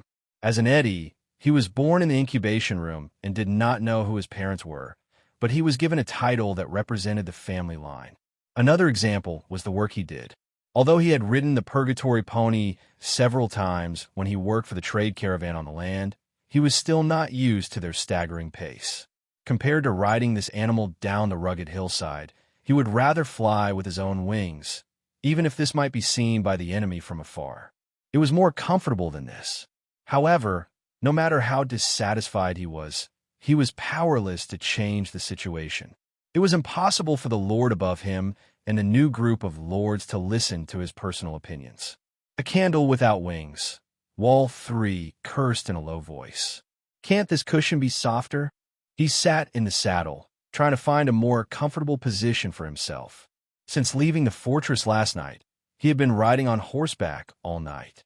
Several times he felt that he had finally overcome the fear of falling off the horse and began to nap in the saddle. But not long after, he would suddenly wake up and find himself sliding down from the saddle. So this fear was awakened again. Compared to his complaints, Eddie, who mostly traveled on foot, was actually very envious of Wall 3's treatment. At least officers like them would not feel pain in the soles of their feet after a night of continuous marching on horseback. In addition to Eddie, there was also a group of half-dragon scouts in front of the team. Their mounts also had a trace of megalosaurus blood, so they were faster and bolder. Among the scouts, 2 horses were unmanned, indicating that there were scouts patrolling ahead. These half-dragon scouts were very experienced. They made almost no sound when riding. They carefully padded their equipment so that it would not make the sound of armor hitting each other.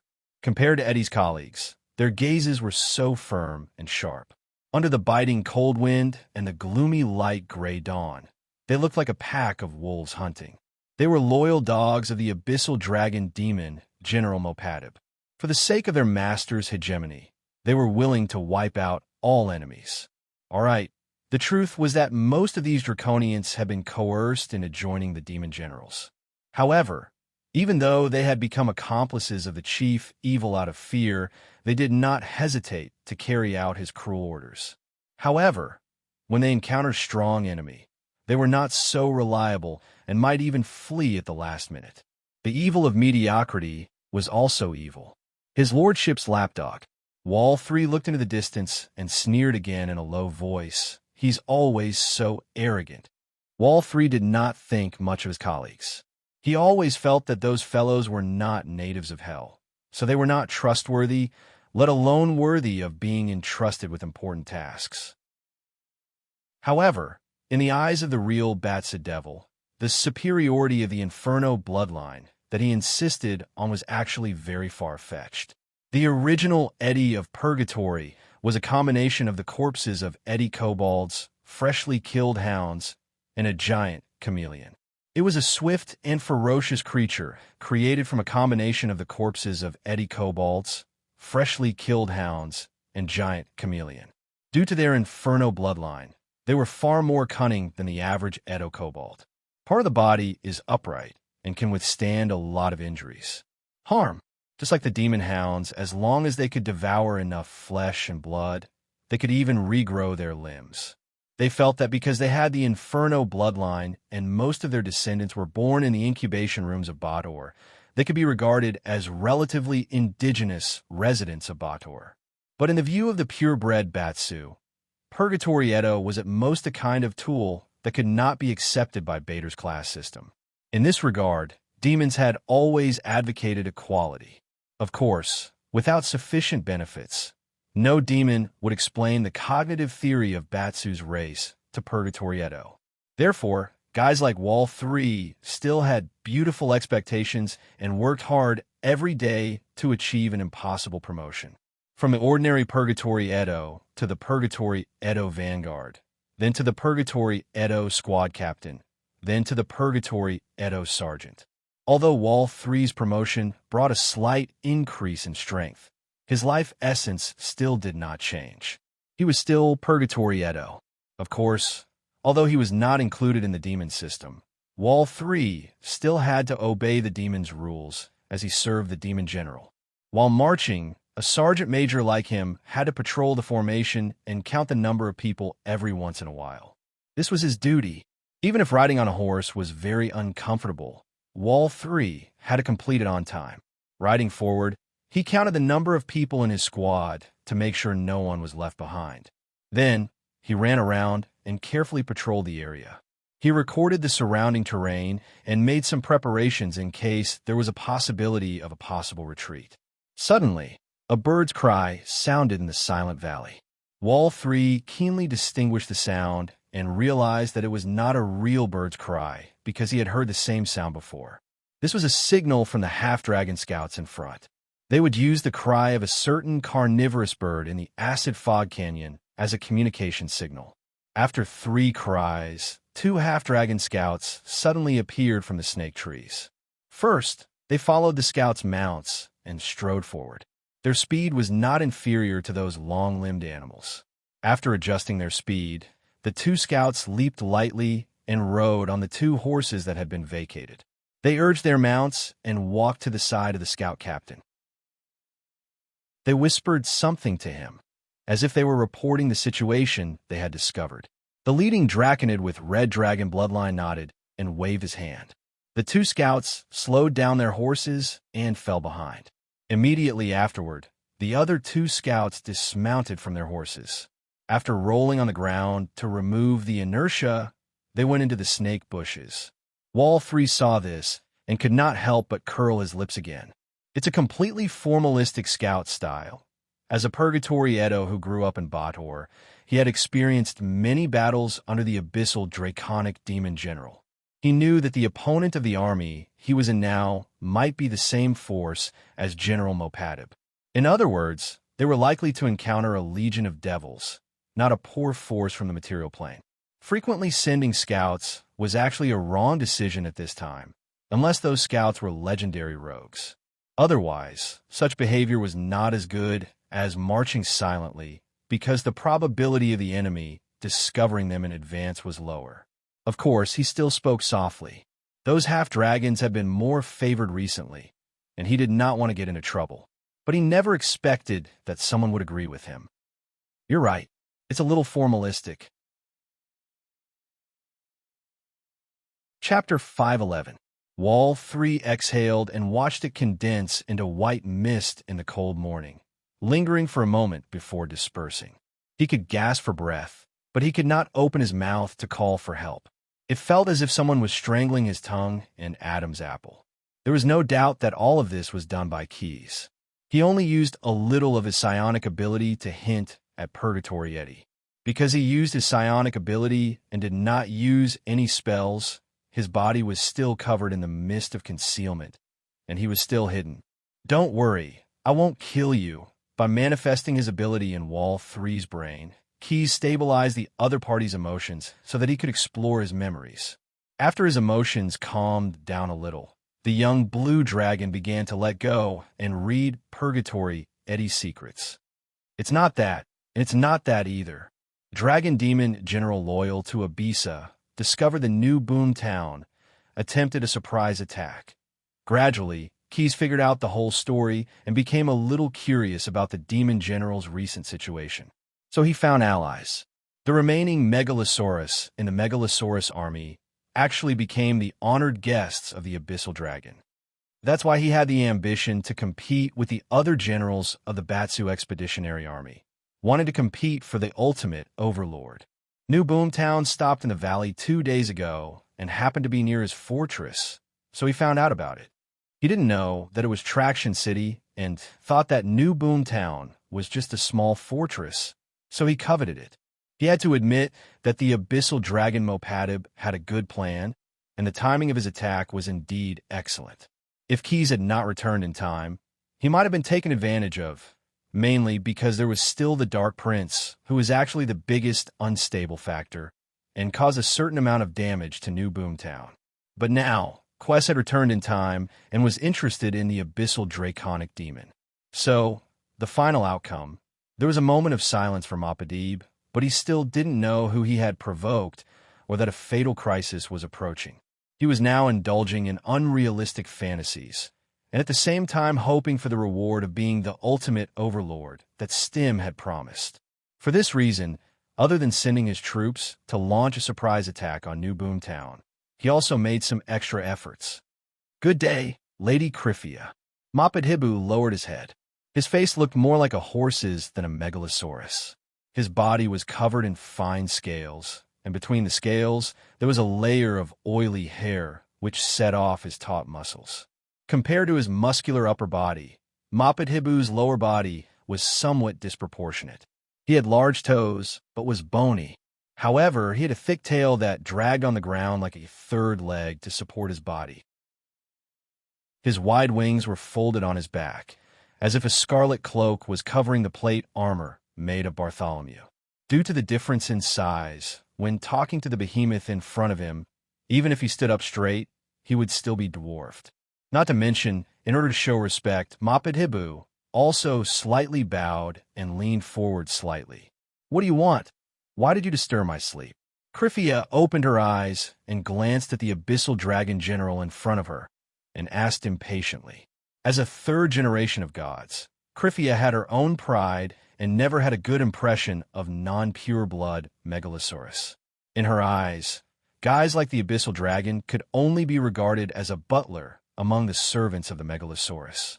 Even if the other party was not an ordinary abyssal dragon, but a demon general who had experienced several bloody battles and proved his strength. Hearing the impatience in Kryphia's tone, Moped Hibou lowered his head even more to hide the disdain in his eyes. "You have a unique bloodline advantage, but now you are reduced to living under someone else's roof. What a disgrace to the Dragon Queen." Unlike some dragon-born creatures, although the abyssal dragon was jealous of the pure-blood Megalosaurus after becoming powerful, they were only jealous. This kind of demon had no intention of mating with a pure-blood Megalosaurus and optimizing the bloodline of their descendants. The key was that they did not have the ability. When creating this kind of demon, Tiamat deliberately set up reproductive isolation because she was concerned about the nature of the demon. No matter how much the abyssal dragon coveted the pure-blood Megalosaurus, they could not taint the Megalosaurus bloodline by mixing blood. Therefore, although Kryphia should be a heavenly beauty in the eyes of dragon-born creatures, she was at the level of indescribable beauty. But Moped Hibou was not interested in her at all. This abyssal dragon general's mind was full of tricks, such as how to use this Megalosaurus of God. Of course, he was not stupid enough to say this out loud. After all, the five-colored Megalosaurus were evil and irritable existences. "Lady Kryphia, if it was not a very important and urgent matter, how could I disturb your rest? A few days ago, my subordinates found a demon fortress that was not large in scale. There seemed to be a lot of mortals stationed there." Hearing his words, Kryphia raised her head and seemed to be a little interested. "You mean the servant army? As wise as you are, those mortals are now staying in a demon fortress. It seems that they're being kept by a small team of demons. They were originally subordinates of the Megalosaurus army. Some ignorant fellows actually dared to take them for themselves. They're simply lawless. I've already sent out a punitive army. In a few days, they will take over that small fortress and punish the demon commander. It's just that those mortal servants are all subordinates of the Megalosaurus army. I hope you can send some Megalosaurus to accept them." These words were laced with flattery and a favor, but they also hid the idea of dispatching a few Megalosaurus to assist in the battle. Kryphia was not stupid.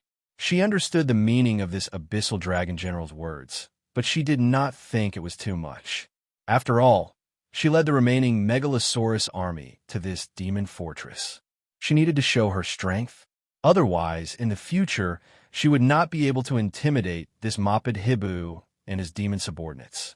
At the same time, in order to control a group of Megalosaurus, in addition to being strong enough, she also needed to give them enough benefits. The five-colored Megalosaurus loved gold, silver, and treasures, and Kryphia was no exception. She could not transfer her collection to others. The news about the servant army gave her new inspiration. Those servants could also be regarded as benefits to bribe her subordinates. She had to admit that Moped Hibou's overt scheme was played very well. After thinking about it, Kryphia could only choose to agree, because that way she could also maximize her benefits. "Where's that fortress?" P.S. Words below are not counted. A discussion group for Scales of Eternity has been established. Everyone is welcome to come in and discuss. Currently, there's an outline, part of the comic format that I drew, an introduction to the Easter eggs, related historical knowledge, and the author's daily life.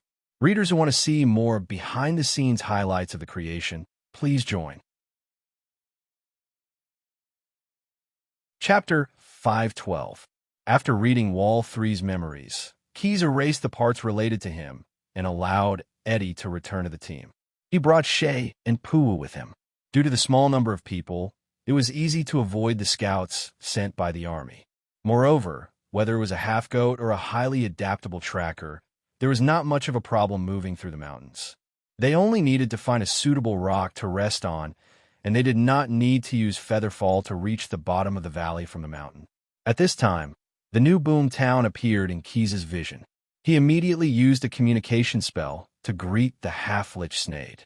Although he had returned to the acid fog canyon, he did not intend to show himself, so he had to communicate with his companions in advance.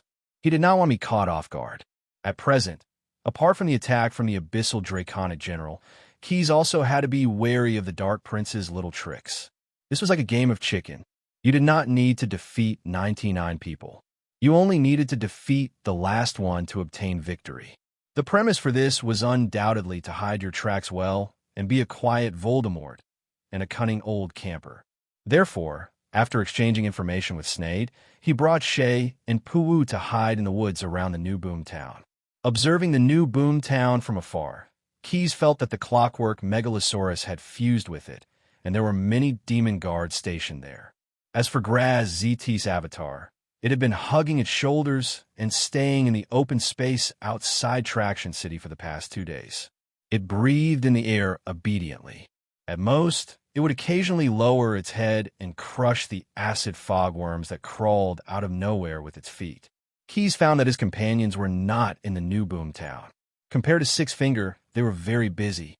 Due to the sudden departure of the young blue dragon, the clockwork Megalosaurus had fused with the new boom town and entered a state of level 1 combat readiness.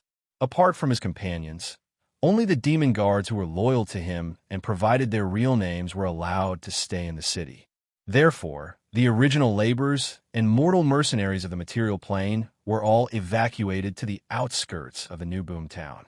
In order to maintain order, Snader, the 3 ogre brothers, Brock the desert elf, and Jason the paladin didn't stay in Traction City for even a second.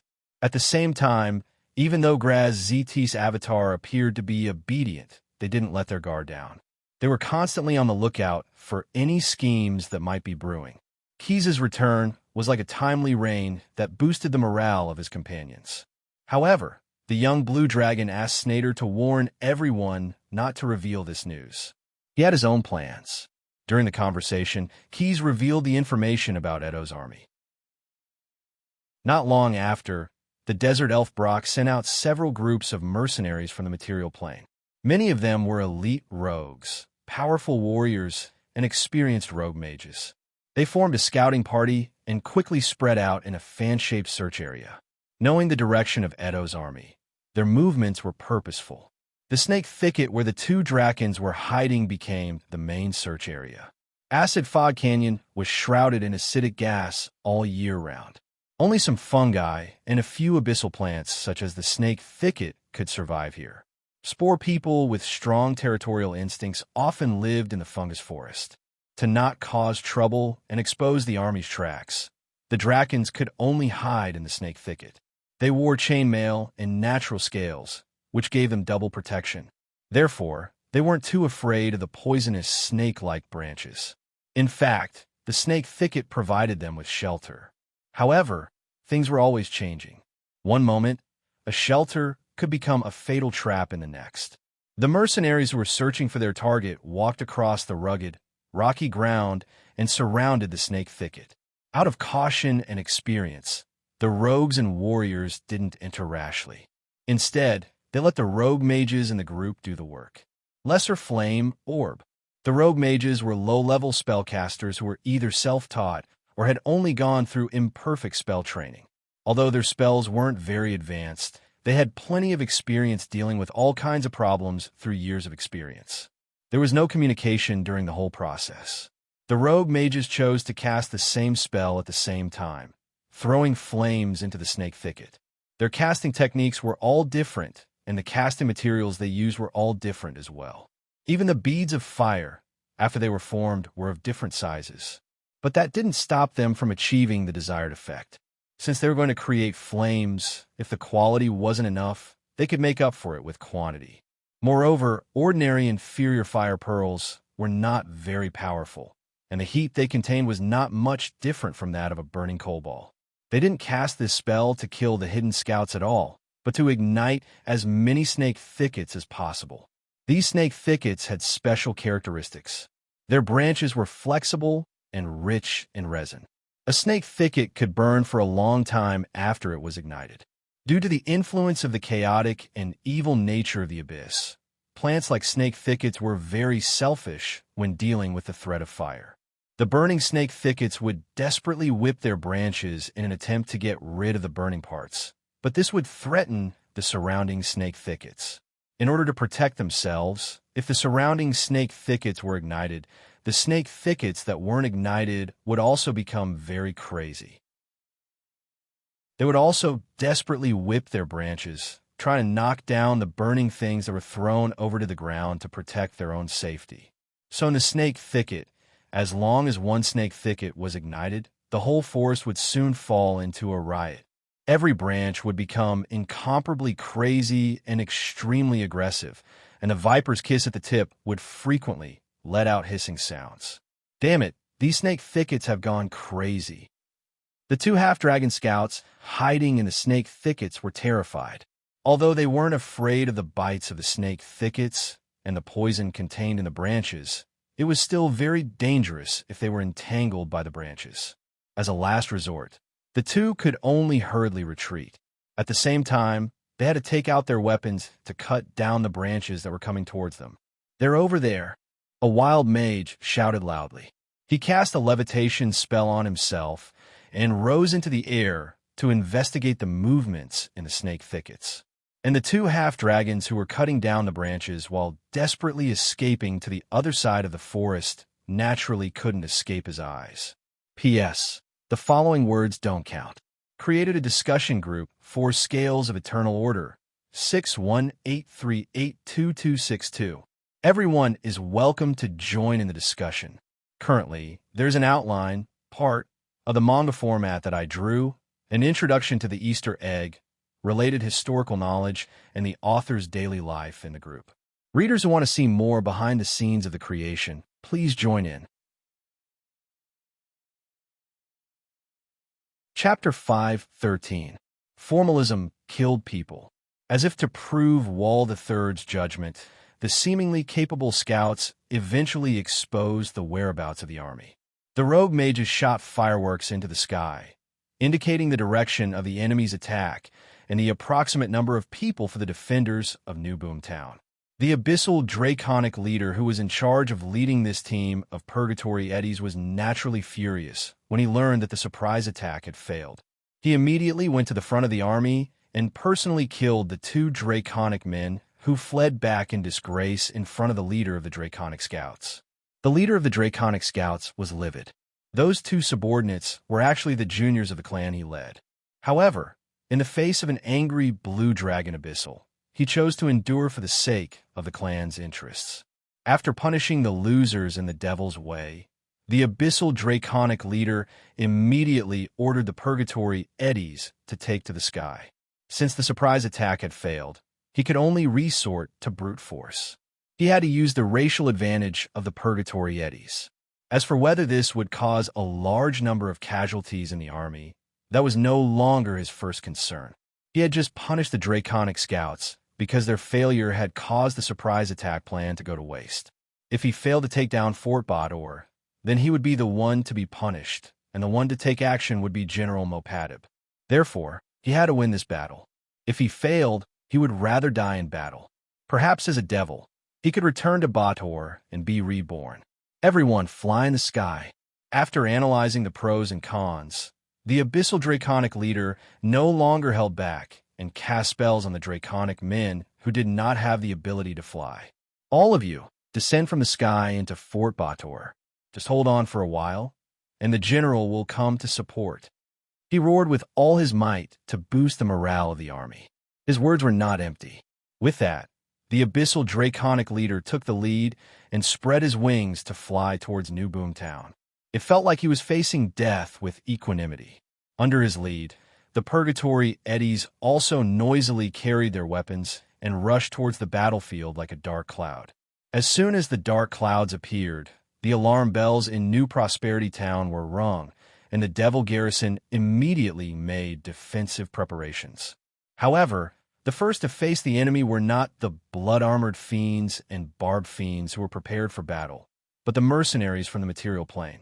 Maximum spell, Snade's gravity distortion. Extending its mechanical palm, the Demolic quickly cast a self-created legendary spell, temporarily changing the gravity of a large area. The Abisa Dragon Demon leader flying at the front was the first to be affected by the spell. It flapped its wings, but slowly landed on the ground. The Eddy Purgatory army that followed behind was even more affected. Like dumplings being dropped into a pot, they fell one after another. However, since they were born with wings and flight was their natural instinct, most Eddies relied on their long wings to slow down their fall. In fact, there were only a few who directly fell to the ground and died. Most of them only suffered minor injuries in the end.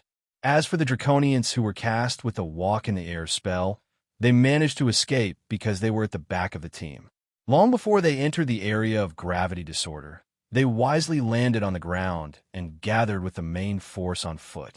At this time, the army was still some distance away from New Prosperity Town. Although it was not too far, it was not easy to get close. This was because there was another army, the mercenaries from the material plane, blocking their path. And from the looks of it, the mortals from the material plane did not seem to be too panicked. It was as if they had already prepared for battle. As the former servants of the Megalosaurus army, and later became the citizens of New Prosperity Town, they rarely had the chance to fight with the enemy. To be honest, apart from the mercenaries from another plane that Keyes had brought with him when he first came to the Acid Fog Canyon, and the reinforcements from the Devil's Logistics Department, most of them did not have the experience to fight against the creatures of the lower plane. Keyes thought that this was a good opportunity for them to fight the creatures of the lower plane with real swords and spears, and at the same time, gain some courage. After all, the young blue dragon was not a saint. He gathered this force not because he wanted to save them from the devil's exploitation, but because he really wanted to use them to serve him. If there was always the legion of devils in front of them, what kind of training could this army get? In the end, they would only become useless decorations. Rather than that, Keyes might as well collect their souls early and obtain a large number of useful soul prisms. Of course, the young blue dragon also had a clear understanding. No matter how elite and valiant the mortal army was, they would never be able to contend against the organized army of the Devil Legion. But this time, it was a group of Purgatory Eddos, winged kobolds. Even in terms of numbers, this army could not compare to the basic legion of devils. This was like a pillow given to him when he was sleepy, and it solved the problem of how to train the mortal mercenaries. So, Keyes let Snader take action and facilitate this encounter. He also let the other companions do some pre-battle mobilization. See those guys? They're just a bunch of winged kobolds, at most some purgatory bloodline. All the mortal mercenaries did not move. Before you, how many of you came here because you were cheated, and how many of you lost your companions because your rations were not enough? Some of the mortal mercenaries began to clamor. Those Purgatory Eddos, or Purgatory Kobolds, are probably the only Bartholomew you can afford to offend. Do you want to take revenge on them? Do you want to vent your anger on them? Also, for every 15 Purgatory Eddos you kill, whether you were a laborer in the labor camp or a member of the city guards, after this battle, you will all be promoted to the next level, and even become the first nobles of the new boom town. To be able to be deceived by the devil, these mortals were more or less inclined towards order, and they understood the power that came with class. Therefore, when they heard the last sentence of the promise, everyone began to go crazy. They felt that their bitter days had finally come to an end, especially those who were thrown into the labor camp. They were troublemakers, and most of them had decent combat strength. The power that they had lost, and now they had a chance to regain it. These people became especially fanatical, and they could not wait. They were no stranger to killing, But the bitter days now were truly strange. Not to mention, those enemies were just some winged kobolds. At most, they had some purgatory bloodline. P.S. Below not counted in the word count. Created as Scales of Eternity, Discussion Group 618382262. Everyone is welcome to join in the discussion. Currently, there is an outline, part of the manga format that I drew, an Easter egg introduction, related historical knowledge, and the author's daily life in the group. Readers who want to see more behind-the-scenes tidbits, please join in. Chapter 514. Purgatory eddies were less than 5 feet tall when they stood up. They looked like humans, but had the legs of wolves and thick skin of lizards. Their heads were shaped like lizards, with a long, thin nose, a mouthful of jagged teeth, and flat nostrils. Their eyes were covered with thick, wool-like hair, which made them look like humans as well. Their hands and feet were huge, with huge claws at the front of their limbs. The barbed lizard tail was about twice the length of its body, and it kept swaying behind it. Due to the purpose of training the soldiers and to test the strength of these mortals, Keyes did not have his own companions to participate in the battle. They were only responsible for holding the line. The ones who commanded the battle were the leaders of the mercenaries from the material plane. Apart from them, there were also a few solo mercenaries who wisely chose to follow the orders of those with experience. Archers. Many of the mercenary leaders shouted the same command. There were also some mages who stood there chanting hoarsely while waving their hands in the air, preparing to cast spells. Many of the warriors picked up their longbows and stood behind their shield-wielding comrades. Each of them shot 2 to 3 arrows. Before the first wave of eddies reached them, the arrows had already landed on their bodies. Some of them were deflected away, but most of them pierced through their simple leather armor and sank into their flesh.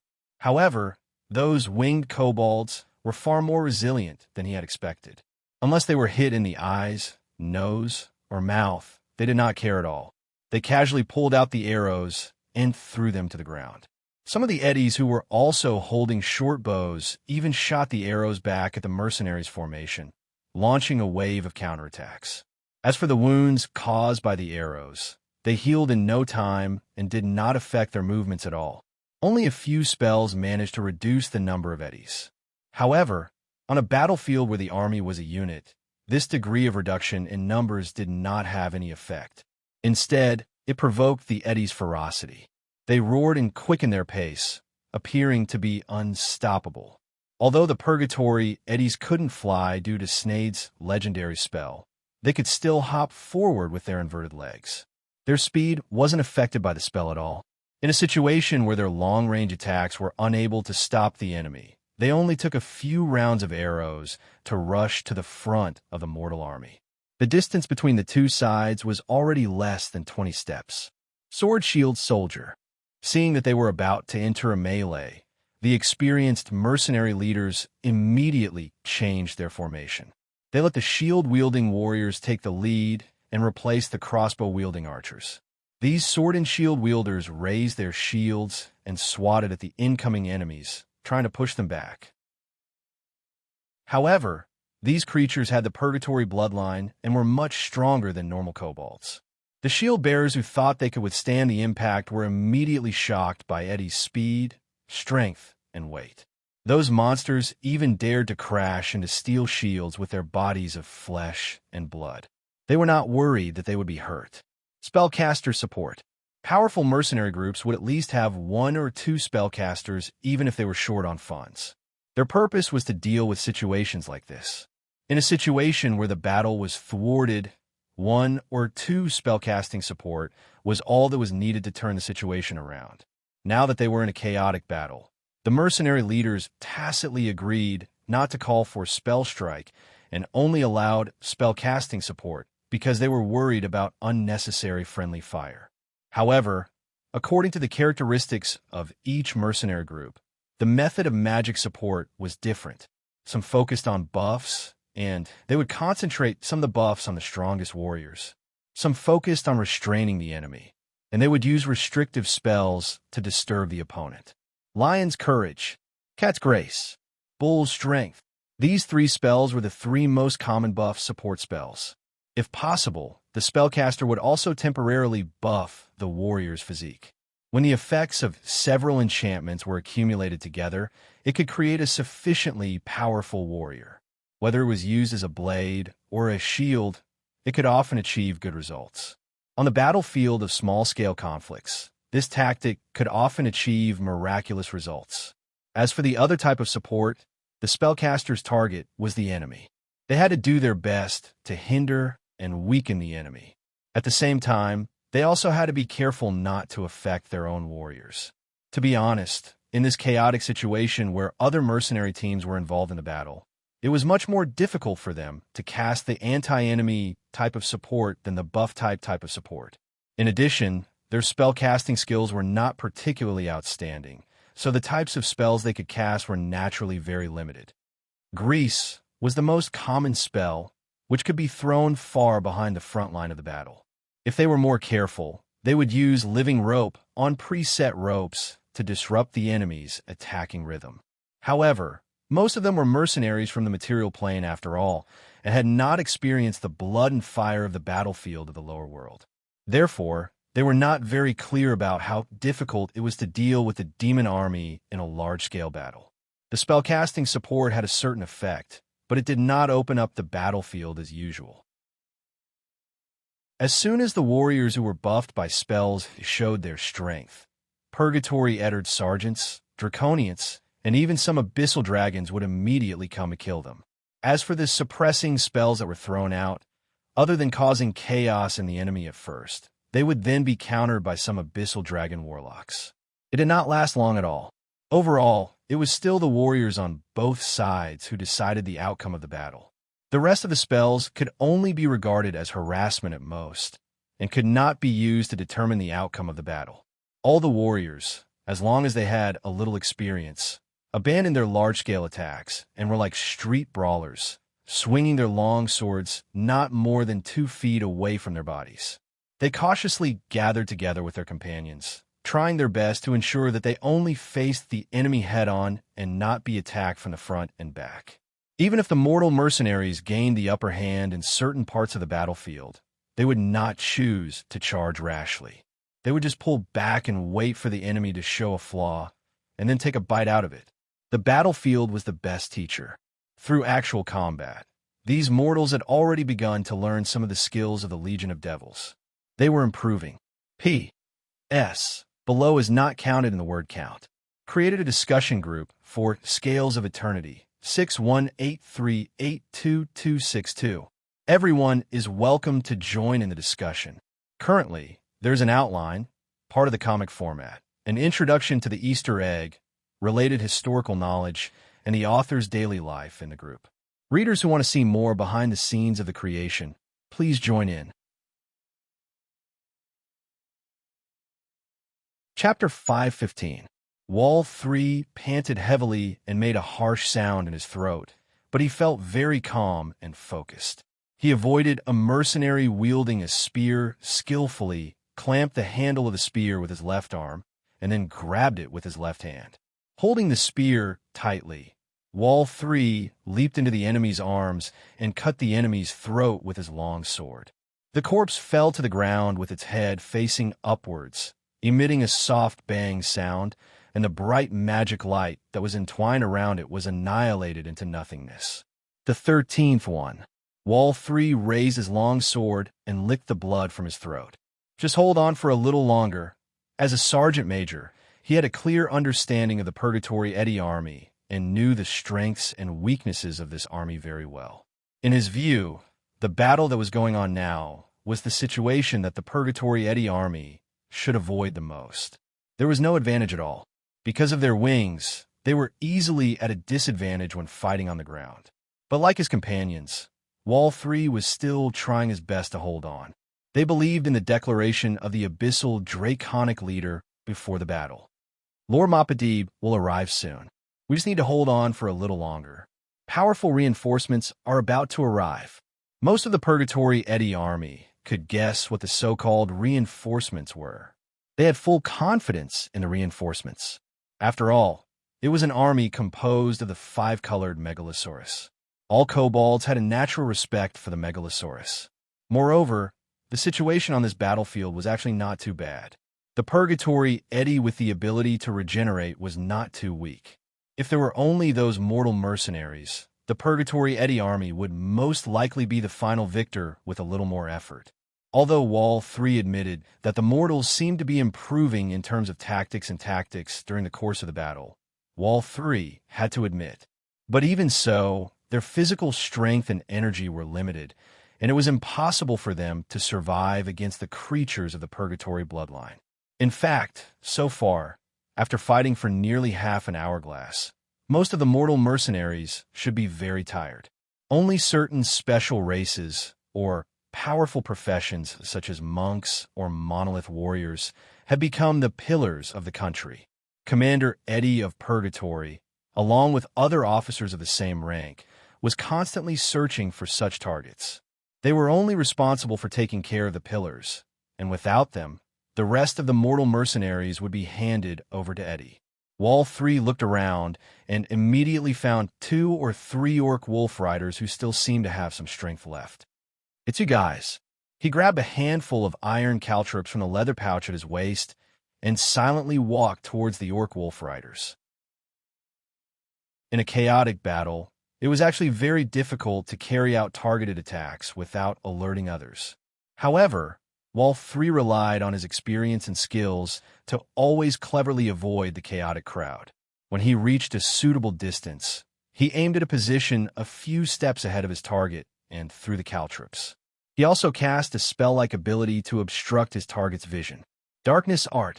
The ink-like spell clouds quickly enveloped the orc wolf riders. Due to the sudden loss of their vision, their brains showed some hesitation in their predictions. On the battlefield, any hesitation was fatal. The orc wolf riders paid the price for this. The dire wolf mounts that they regarded as brothers did not stop in their tracks, and all stepped on the iron caltrops. A few dire wolves let out mournful howls. They broke free from the reins of the orcs on their backs and ran in all directions uncontrollably. In order to appease their mounts, the orcs stuck close to the dire wolves' backs and wrapped their strong arms around their thick necks. This way, even if they left the range of the Darkness Art, they would not have the time to find out who had set them up. Poof! Wall 3 followed behind a wolf rider, jumped onto the dire wolf's back, and stabbed his long sword into the orc's heart. Even though orcs were known for their physique, they could not survive after their hearts were smashed. The wolf rider fell to the side. Then, Eddy of Purgatory spread his wings, not flying, and glided away with a kick of his legs. Although he could not fly, he still used gliding to quickly come behind another wolf rider. He was going to do the same. However, what he didn't expect was that a long axe would come out from the side and block his long saber by a hair's breadth. With a crack, a hole immediately appeared on the long sword, and the tremendous force from it almost made the weapon fall out of his hand. It turned out that a Goliath warrior had somehow approached and saved the orc wolf rider's life in time. Damn it! Wall 3 cursed in his heart. Since his sneak attack failed, he was not prepared to continue fighting. Instead, he wanted to escape quickly. However, the rhythm of the attack was interrupted, and his body stiffened for a moment. The Goliath warrior naturally would not let go of this opportunity. As the saying goes, an inch longer, an inch stronger. The long-handled axe only slightly changed its direction to avoid the block of the long saber and slashed at Wall 3's neck in an arc. He had no choice but to swing out his spiked tail and use the tip of his tail with chitin to block the arrival of death for himself. The blade of the axe cut off Wall 3's tail and sent him flying a few meters away. Eddy of Purgatory was not a gecko. Although he could still regenerate his broken tail slowly, the pain would not be any less. After landing, he endured the pain of his broken tail and hurriedly held the long sword in front of his chest to guard against the other party's possible pursuit. Several orcs who had treated the leg injuries of the dire wolf had already surrounded him. They looked like they wanted to eat Wall 3 alive. Just as he was considering whether to use the dark spell, like spell ability to escape again, an inexplicable feeling arose spontaneously. Strong reinforcements are here. Wall 3 felt a familiar aura from the essence of life. That aura made him have the urge to kneel and obey, because it was the unique aura of Megalosaurus.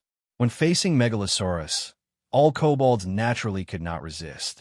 Of course, in addition to him, most of the dragon creatures present, including Absalom, Draconians, and other dragon creatures, also felt the aura of Megalosaurus. That aura was so huge that it was obviously not just one Megalosaurus. It was very likely that the Megalosaurus army came out together. Keys, who had been hiding in the fungus forest and paying attention to the situation on the battlefield, naturally felt the arrival of a large number of his kind. However, the young blue dragon in human form had no joy or sorrow on his face. There was not even the slightest extra emotion on his face. P.S. Below is not counted in the word count. I have established a Scales of Eternal Order discussion group, 618382262. Everyone is welcome to come in and discuss. At present, there is an outline of the form of the comic, part of it, an introduction of the Easter egg, related historical knowledge, and the author's daily life in the group. Readers who want to see more behind-the-scenes highlights of the creation should join quickly. Chapter 516. As a long-lived species, most of the ordinary Megalosaurus were lazy. Of course, sometimes they would fight to be the first. For example, for the right to reproduce, or if there were benefits to be divided. When Cryphia conveyed the news of the servant army, the dragons instantly became lively. Every Megalosaurus wanted to be the representative to receive them, and they did not trust the other Megalosaurus. Helpless, Cryphia could only let the dragons come out in full force and let them be responsible for the number of servants she received. More than 30 Megalosaurus above the age of adulthood rose into the sky one by one. The scene made Mopatib a little stunned. He had suspected that the Megalosaurus army had set their sights on Fort Bator. They did not want to leave even a piece of meat for him. Although Mopatib wanted to object and tell the Megalosaurus that this was too much, his strength did not allow him to do so. So in the end, this abyssal dragon general could only follow behind the Megalosaurus army and move forward unhappily.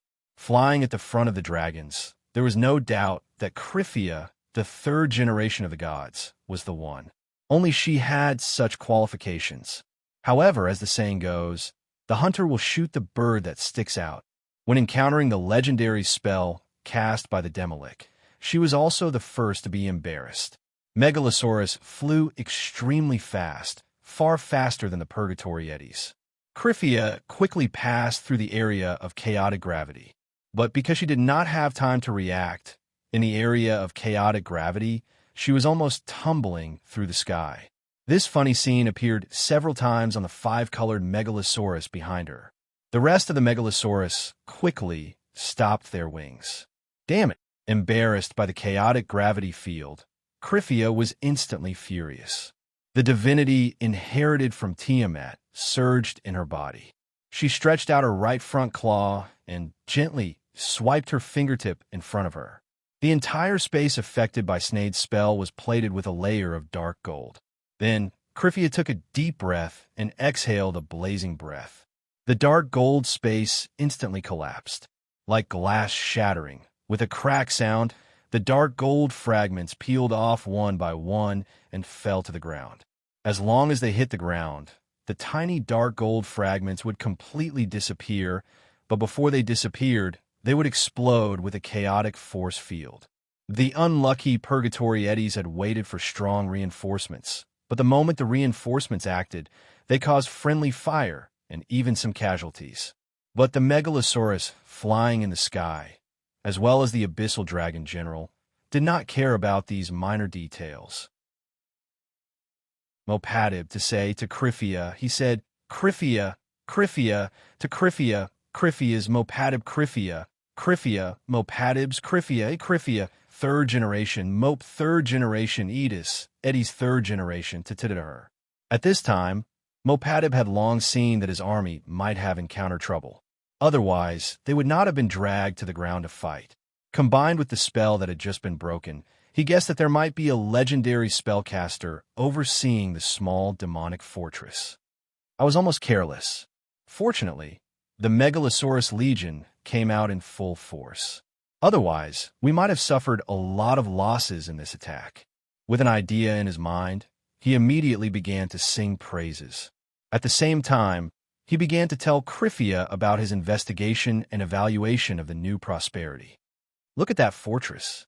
It's not big, which means that there aren't many troops stationed there. It should be under the control of a mid-level or low-level officer. But look at the materials used for the construction. It's just some purgatory cold iron, obsidian city bricks, and purgatory roar on the wall. In addition, to be able to gather so many of the original Megalosaurus Legion's servants for their own use, I think the owner of that fortress is most likely an officer in charge of logistics in the Bator Expeditionary Legion, and he's the kind who likes to stuff his own pockets. Kryphia listened to his words and blinked. You mean that guy isn't very strong, but he's very rich? Mopadia nodded and said softly in a persuasive tone, "That's right, and he doesn't deserve to have that wealth." To be honest, what this abyssal draconic general had analyzed was actually quite reasonable. At the very least, using expensive construction materials and an officer in charge of logistics in Bator were indeed consistent with Key's situation. However, his final conclusion, Keys doesn't deserve to have this wealth, was very absurd and without any logic at all.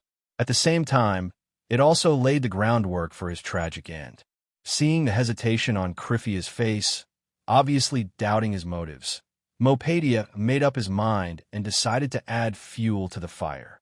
He used a spell transmission method and conveyed what he had just said to Kryphia to all the Megalosaurus present.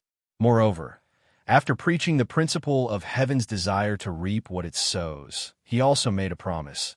I only need to kill the owner of this fortress, and everything obtained from it will be given to everyone present.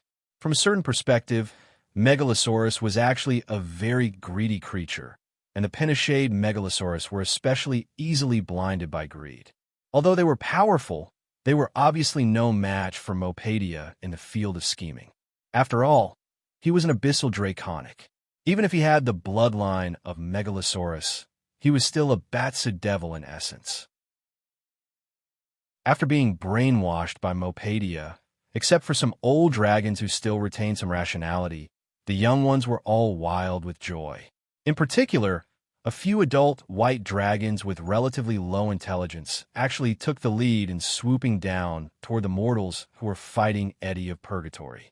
With almost no consideration and no observation of the enemy's strength, they took the initiative to attack. They were like low-level thugs. Perhaps to show off their skills, these white dragons didn't use their breath attacks. As they swooped down, they summoned many dark clouds. As soon as they came into contact with the crowd, the dark clouds suddenly burst out with an extremely cold wail, and a cold snowstorm was suddenly released. The snowstorm engulfed the mercenaries in the material plane. Thick snowflakes danced in the air above their heads like a white carpet spinning at high speed, making it difficult to see what was in front of them. When the snowflakes fell on the mercenaries' exposed skin, it was like a strong acid corroding their flesh, causing them to feel stinging pain. The white dragons were like eagles hunting their prey. They passed through the dark clouds and used their huge claws to pick up the mercenaries who were caught in the snowstorm. Then they brought them back to the sky, either crushing them to death or throwing them to the ground. As if they were toying with the mortals, the white dragons revealed their evil and cruel nature on the mortals. How embarrassing. P.S. Below is not counted in the word count. Created a discussion group for Scales of Eternity 618382262. Everyone is welcome to join in the discussion. So far, there is an outline of the form of the comic, part of it, an introduction to the Easter egg, related historical knowledge, and the author's daily life. Readers who want to see more behind the scenes of the creation, please join in. Chapter 517. The dignified Megalosaurus army had been reduced to mere thugs. This made some of the older Megalosaurus in the dragon group very indignant. If the Hellfire Tyrant was still alive, he would definitely roast those white dragons in a jerky and dry them at the top of the glacier. Of course, even though they were indignant, they had also begun to attack the new boom town for their own benefits. At most, their table manners were slightly better. The two elderly green dragons looked at each other, then swooped down toward the mortal mercenaries from the material plane. They were brothers from the same mother, so they had a tacit understanding with each other and quickly came up with a plan. There were a total of 30 megalosaurs here. With the strength of the dragon group, Fort Bodor would probably be torn down into ruins very quickly. By then, those red dragons and blue dragons would most likely use their powerful strength to forcefully take the largest share of the wealth. Competing with them for wealth was tantamount to asking for a rebuff. Rather than that, it would be better to get more of the servant army into their own hands first. That would be safer. The white dragons most likely had the same idea, but they did not have much wisdom and chose the wrong method when implementing their idea. Even if they did not use their breath, would the blizzard not freeze a batch of servants to death? What value did the dead servants have? Did they have to be made into undead creatures? That would not only be a waste of time and effort, but it would also be meaningless in the end. Other than those undead megalosaurus that were not recognized by their race, no megalosaurus will want to take care of a group of undead creatures. Only living servants had value and could be used to exchange with other megalosaurus for more benefits. After making up their minds, the two green dragons began to implement their idea, not caring at all about the white dragons who were showing off their skills. They only swooped down and used the wind pressure from their wings to disperse the clouds summoned by the white dragons. The blizzard came to an abrupt end. Roar! Seeing this, the white dragons roared angrily and threatened the green dragon brothers, but they did not dare to fight back. Cowards! The two elderly green dragons looked at each other and smiled. They secretly complained in their hearts at the same time and gave the white dragons the same evaluation. However, the two of them had no interest in dealing with the shame of the megalosaurus at this time because they had more important things to do. The vines are growing wildly. Chanting a draconic incantation, the two old green dragons split into two directions, quickly sweeping past the formation formed by the mortals. A large number of vine seeds fell from between their wings. Then they were stimulated by spells and grew in an instant. The thorny vines clearly only had a short lifespan, but during this period of time, they were incomparably lively. As long as they were touched by external objects, they would respond enthusiastically and capture those objects into their arms. Mud, gravel, swords. Even the living mercenaries were soon entangled by these vines. The spikes slid through the gaps in the armor or directly pierced through the exposed arms and necks, injecting a highly anesthetic liquid into the bodies of the captives. As the sounds of people falling to the ground rang out, many mortal mercenaries lost their ability to fight and became the captives of the Green Dragon Brothers. Levitation spell. Using the same spell again, the two elderly green dragons quickly turned and flew back, extending their claws toward the clumps of vines. Due to the use of spells, the clumps of vines wrapped around the prey became lighter, and the green dragons could grab them and drag them away. They wanted to take these captives away and keep them safe so that they could use them as bargaining chips to exchange wealth with other megalosaurus in the future. However, some people would not agree to it. "Don't take my soldiers away." With a thunderous roar, a spinning ebony spike chain streaked across the sky and hit the neck of an elderly green dragon. Those spiked chains, like the vines from before, wrapped around his neck and pierced into his dragon scales. The strong ogre Neru could no longer hold back. He decisively attacked one of the two elderly green dragons. After the ebony spike chain hit its target, the strong ogre ran over in 2 or 3 steps, leaping up at the same time. Reaching out to grab the handle of the ebony spike chain, Neru used his own weight to drag a green dragon down. Caught off guard, the old green dragon slammed into the ground with its lower jaw facing the ground. Asterisk bang. Asterisk corroded by the acid rain. Clouds of dust rose from the loose ground. Neru strode over and sat on the green dragon's neck. Fists bigger than millstones fell like raindrops, all of them smashing into the back of the elderly green dragon's head. Even a megalosaurus with a strong constitution would not be immune to this kind of forceful physical dizziness. Although the skull was hard and did not explode, there was still a large amount of damage to the scales. The flesh was badly mangled. This was all thanks to Neru's newly created ogre's gauntlets of strength, a very practical bare-handed weapon. The spikes made from Bartholomew's iron were densely packed on the gauntlets sewn from the skin of a pit fiend. Every punch was powerful. "You damn bastard." As the saying went, brothers fight a tiger, father and son go into battle. Seeing his own brother being beaten up, the other green dragon immediately flew into a rage. He threw away the bundle of vines he had just picked up, opening his mouth and pouncing towards the ogre Neru, who was still committing murder.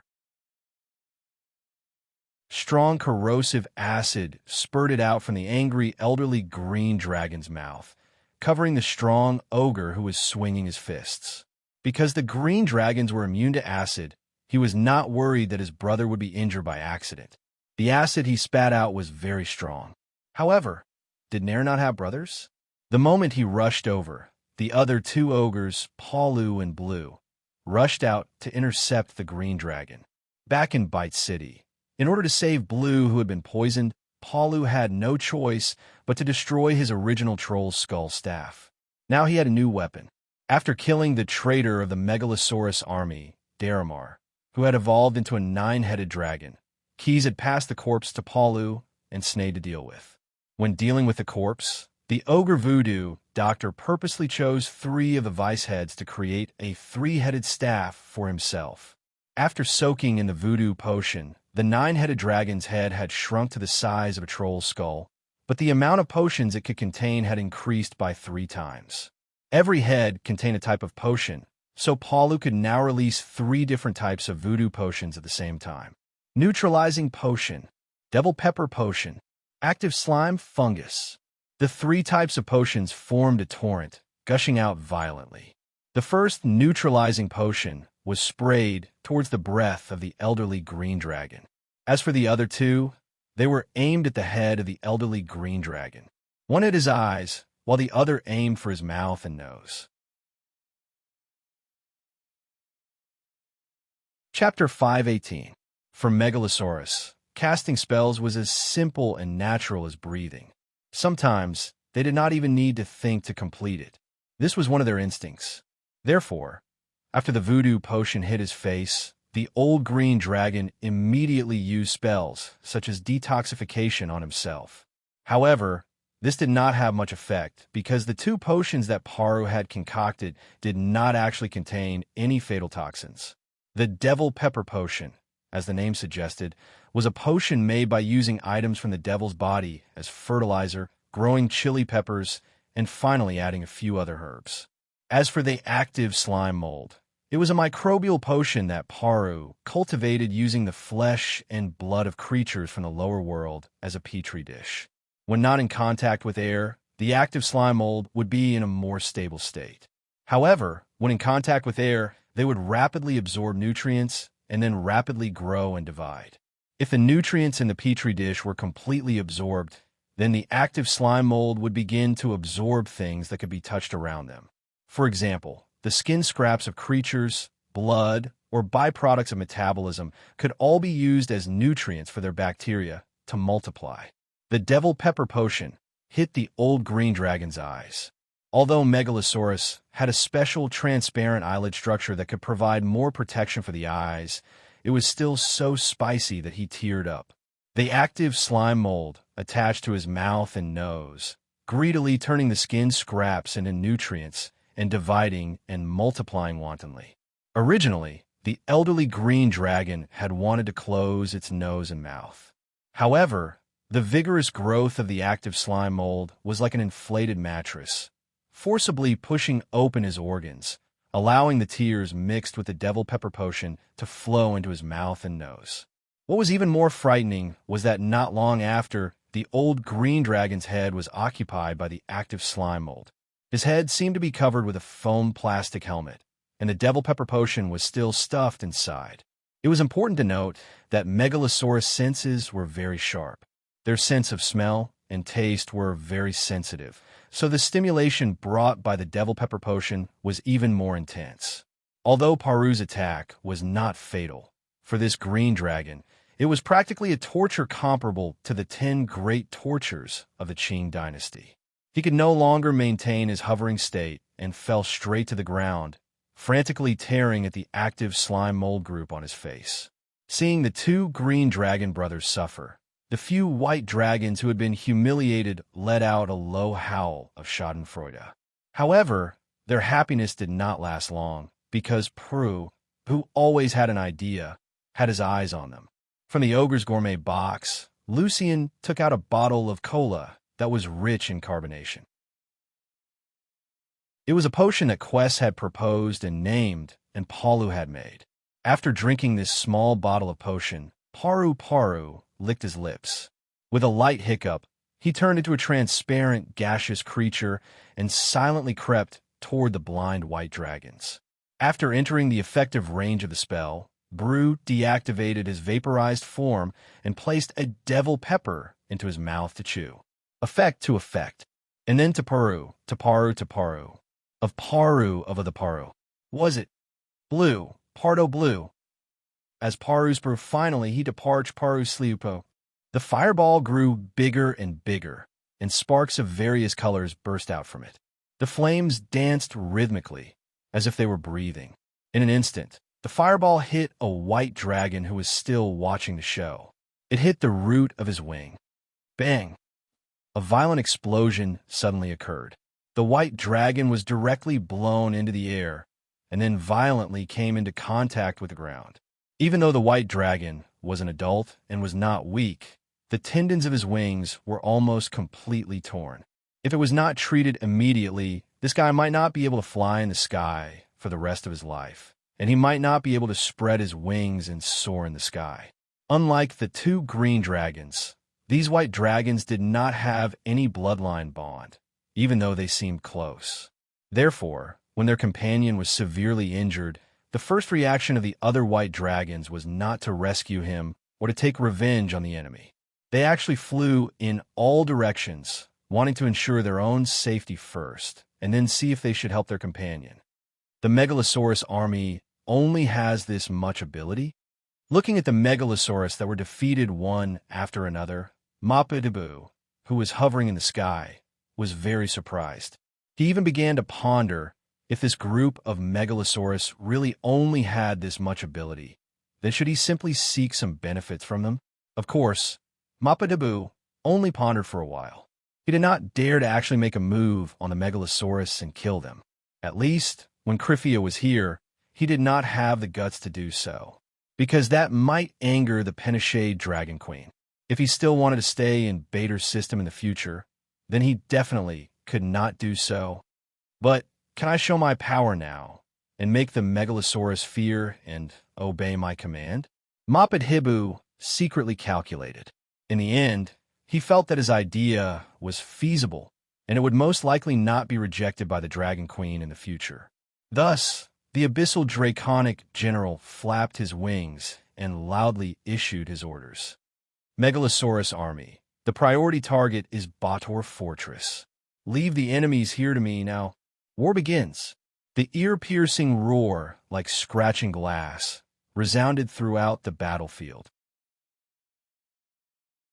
In order to create momentum, he used the power of Commander Bator, and the morale of the Purgatory Edos who were in a stalemate instantly soared. Those Purgatory creatures under his rule burst out with unimaginable fighting spirit and began to attack the enemy frantically. The battle line that was considered stable just now was immediately torn apart, and the mortal mercenaries of New Boomtown were forced to retreat. In addition to commanding his subordinates, in order to show his strength to the dragons, Mappa-Debu was prepared to personally deal with the 3 ogre brothers. He wanted to let the Megalosaurus know how much he deserved the title of General Bator, and that his orders were not to be questioned. Dragon Snake Transformation. After chanting a few simple spells, Mappa-Debu's body immediately changed, turning into a strong dragon snake. His body was elongated a lot, like a huge python, and his size was not inferior to that of an adult megalosaurus. His upper body became more muscular, and fortunately, the plate armor he wore could change its size automatically, so it did not burst. The originally small claws did not change at all, sticking close to the thick body like slightly protruding scales. After completing his transformation into battle form, Mappadhabu immediately swooped down. He wanted to finish off the three ogres as quickly as possible. Smack! But before he could touch the enemy, a puny mortal jumped up high and used a whip kick to hit his cheek. The scales on his face were instantly damaged, and the area where he was hit was badly mangled, and even a few of his teeth were broken. The farce was enough, and the goal of training the soldiers had been achieved. Keys did not want to waste any more time with them, so the young blue dragon attacked brazenly. Chapter 519. Key's kick was like a battering ram, hitting Moppadib's face hard and almost breaking his skull. Before he could react, Keys transformed into the true form of the Megalosaurus and pinned the abyssal draconic general to the ground with his claws. Yes, rubbing. The young blue dragon who revealed his true form wanted to show off his muscles to everyone. Whether it was the dragons circling in the sky, Eddie's army on the ground, or even the soldiers of New Boomtown, they were all shocked by the huge Megalosaurus.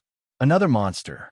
After the battle began, Graz Zt's avatar, who had been watching the show with his arms crossed, could not help but sigh. After transforming into his true form, the first thing that Keys brought to everyone present was the visual impact. What a colossus this was! After several evolutions, even if there was an ancient red dragon next to the young blue dragon, it would still look like a child. Those Megalosaurus that had just reached adulthood were probably only the size of his head. If he opened his mouth wide, he could almost swallow them whole. With such a huge difference in size, normal Megalosaurus could not even think of fighting against Keys if they did not want to become food. A hazy halo covered Keys' body. Dark golden patterns were faintly discernible between the cobalt blue scales. Roar! He raised his head and roared at the sky. The terrifying power instantly swept through the entire valley. Eddie and the Draconians, who were most sensitive to the power of the Megalosaurus, could no longer stand and lay on the ground. The dragons that were flying in the sky immediately folded their wings and tried to curl up their bodies as they landed one after another. They had no choice. Key's roar, just now, was an order to land in Draconic, and they did not dare to disobey. Even Kryphia, who was as proud as a red dragon and the third generation of a god, couldn't resist at all. From the dragon's roar, the Megalosaurus could distinguish many things. For example, mood, health, strength, Keys, roar made them no longer doubt the strength of the Megalosaurus in front of them. He was indeed a monster that was much more exaggerated than the Megalosaurus army's leader, the red dragon, Hellfire Tyrant. After landing on the ground, the Megalosaurus crouched down like they were meeting a strong person. The older Megalosaurus lowered their heads, while the younger Megalosaurus simply kowtowed to show respect. They were all wondering which race of Megalosaurus Keys was. Why did the dragons roar have the accent of the blue race? Greetings from the powerful race, Utujua, as Megalosaurus, the Megalosaurus army, and greeted Keys with the formal Megalosaurus salutes. As she said, "Oot dash," a tiny flame was spat out from her mouth, but it was not a threat. It only flashed by. This was the breath ritual between Megalosaurus. It was a greeting that had been passed down since ancient times, and it was very formal. If Megalosaurus were of the same race and strength, when using the breath ritual, they would spray their breath on the other party at the same time. It would not hurt the other party, and, at the same time, it meant that they acknowledged the other party's strength and could be friends with them. When the difference in strength or age was too great, the breath ritual would be completed by the weaker party first. At the same time, this kind of breath could not be sprayed on the other party's body. Instead, it had to be sprayed on the ground with Kryphia's head lowered. In this way, the other party would not have to use the same breath ritual in return, and the weaker Megalosaurus would not be hurt because of it. However, for Cryphia, the number of times she used the breath ritual could be counted with one hand. Apart from the Penachet Dragon Queen and her demigod Red Dragon father, only a few old guys in the Evil Dragon Congress were qualified to do it. It would be a lie if she said that she did not feel suffocated, especially for a red dragon. But the situation was beyond her control. Even though she was the third generation of God, she still had to see the situation clearly. This naughty kid would probably not have a good ending in the end. Seeing that the other party had performed the breath ritual, Keyes knew that he could choose not to return the ritual. But after all, he was born in a country of etiquette in his previous life. Oot! Or a tiny flame sprayed out from Keyes' mouth, but it was only tiny relative to the weight of his normal breath. And this symbolic breath of his made Cryphia's eyelids twitch. This is a monster. Of course, Quest knew what he was doing. He didn't spit on Cryphia's body, but on the ground instead. But he just happened to raise his front claw slightly, and the flame breath landed on the struggling Mopatib. The light blue flame instantly carbonized the abyssal draconic general who had transformed into a dragon snake form. He died peacefully and without pain. As if out of habit, Keyes was worried that the embers would ignite a wildfire. Yep, that was it. He crushed the charcoal into powder. He killed a demon commander on the spot. When he crushed his body, he also took away the general flag that he had. Due to his quick actions, even Cryphia, who was standing in front of him, did not see his little action. After finishing what he had to do, the young blue dragon stretched out his claw and snapped his fingers. He used a spell to issue his order. The present Eddy Purgatory army, demigods, and a small number of abyssal draconic demons needed to be gathered by his companions. At the same time, above the Mopatib fortress, the airship carrying the extinct contract demon, which was not actually a contract demon, slowly landed. This diplomat appointed by Keyes to the new boom town had been waiting for a long time on the Ghostface fish.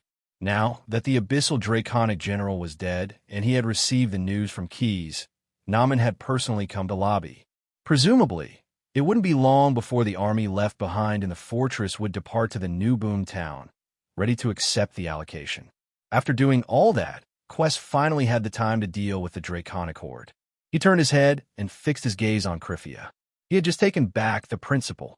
The abyssal draconic demon was dead, so the remaining interest could only be obtained from the dragons. Oh, you're Eldewa, Cryphia? Keyes stared at Cryphia for a long time, almost irritating her, before he suddenly exclaimed in surprise. No wonder the color of the scales is so familiar. So this red dragon is the third generation of the god, who gave me the golden dragon heart. She even breathed heavily and promised that fusing with the golden dragon heart would only hurt a little, but I almost fainted from the pain. Keyes was no saint. In this life, he had been educated by the evil Blue Dragon tribe and belonged to the lawful evil faction. Because he had been tricked by Cryphia before, his gaze toward her slowly became extremely unfriendly. Chapter 520. Keyes took a step forward, and the earth shook violently. Cryphia, who was almost crawling in front of him, felt the pressure increase. You said it wouldn't hurt. That golden dragon's heart. Hearing the words of this colossus in front of her, ripples appeared in her heart. She opened her mouth slightly in shock. It's actually that young blue dragon who was rewarded. Judging from his age, he's only about to become a young dragon, but you don't have to worry. I've never been one to take my anger out on others for my own choices, especially when I've benefited from it. Cryphia's reverie was mercilessly interrupted by Keyes. However, she didn't believe the young blue dragon's words at all. After all, he was a crafty blue dragon, at least in the beginning. It was almost instinctive for them to say things they didn't mean. In fact, she wasn't wrong. Keyes was thinking the same thing. If verbal promises were useful, what was the point of a contract? However, your attack on my stronghold has indeed caused me considerable losses. You can't deny that. The casualties, the loss of weapons and equipment, the cost of psychological counseling for those who participated in the battle, and the damage to the environment, roughly speaking, if converted to soul prisms, the dragonflight will need to compensate me at least 30,000 soul prisms. Upon hearing Quessa's list of charging items, Kryphia raised her head abruptly. This third-generation god almost cursed out loud. 30,000 soul prisms. Even if the mortal mercenaries were made of gold, and their value was equivalent to their weight in gold, it wouldn't even be a fraction of this amount. In the lower planes, the soul prism was an absolute hard currency. Usually, it would only take a few to hire a mid-rank devil. Normally speaking, even a pit fiend would need hundreds or even thousands of years to accumulate 10,000 soul prisms. Moreover, this was only possible if the powerful devils had the means to go to the material plane and make a fortune from time to time. Asking for 30,000 soul prisms right off the bat. Robbery was an exaggeration. This was basically draining the dragonflight dry. If she could beat Keys, given Kryphia's temper, she would have done a long time ago. However, she had no confidence in herself. Young and powerful blue dragon. She carefully organized her words. "I'm very sorry for your loss, but the dragons can't afford it?" Keys said playfully. "Just as I expected, the Megalosaurus army is just a bunch of useless people with a golden exterior. I'm not surprised by this, and in consideration of your identity and our friendship, I can agree to another plan." With that, Keys flipped his claw upward, and a piece of parchment shining with the brilliance of magic appeared in his palm. When he sent a message to Namen, Keys told him to use the contract devil's ability to immediately draft an employment contract. In this contract, it was agreed that the dragonflight could use the method of working for Keys to obtain a soul prism that matched their abilities. However, before they paid off their debts, Keys did not need to pay this additional employment fee. He only needed to deduct it from their debts. Although the main meaning was very simple, with the contract devil's ability, there were tens of thousands of supplementary clauses added to this contract. The densely packed infernal characters, which were the size of a needle tip, covered every corner of the parchment, making people dizzy. Kryphia braced herself and tried hard to record this contract word by word in her mind, scrutinizing it little by little. She was afraid that there was some trap hidden in it. "Don't worry, there's no problem with this contract. It won't take too long for the combat operations after this to be completed. Besides, even if you don't trust yourself and me, you have to know that I don't dare to disobey the majesty of the Dragon Queen." When he spoke, Keys used his psionic ability to make his words sound more reasonable and easier to accept. Kryphia, who was originally hesitant, suddenly felt a little moved because she had the advantage of fulfilling this contract. It was written clearly that the total amount owed would be apportioned to every Megalosaurus in the dragonflight, calculated according to the number. The amount of labor fees that would be used to repay the debt, which was equivalent to the labor fees that Keys would have to pay, would be divided according to the strength of the Megalosaurus. The more powerful a Megalosaurus was, the more advantageous it would be. Take Kryphia as an example. According to the labor fees on the contract, she would only have to work for Keys for 3 months at most before she could regain her freedom. As for the weaker white dragons who had just reached adulthood, they might have to work for Keys for at least 10 years before they could pay off their debts. The strong would win, and the swift would win. The law of the jungle was the eternal theme of the multiverse. Kryphia had no objections to this. Moreover, she had her own confidence. Although the current acid fog canyon plane was in trouble, the Hell of Bador had probably already learned that there was a problem here. Moreover, the Dragon Queen would definitely not give up halfway against a worm tyrant who wanted to become a god and coveted the Dragon Divine domain. Perhaps at this moment, the evil Dragon Council in Avernus had already begun to take action, and a new expeditionary army was already on the way.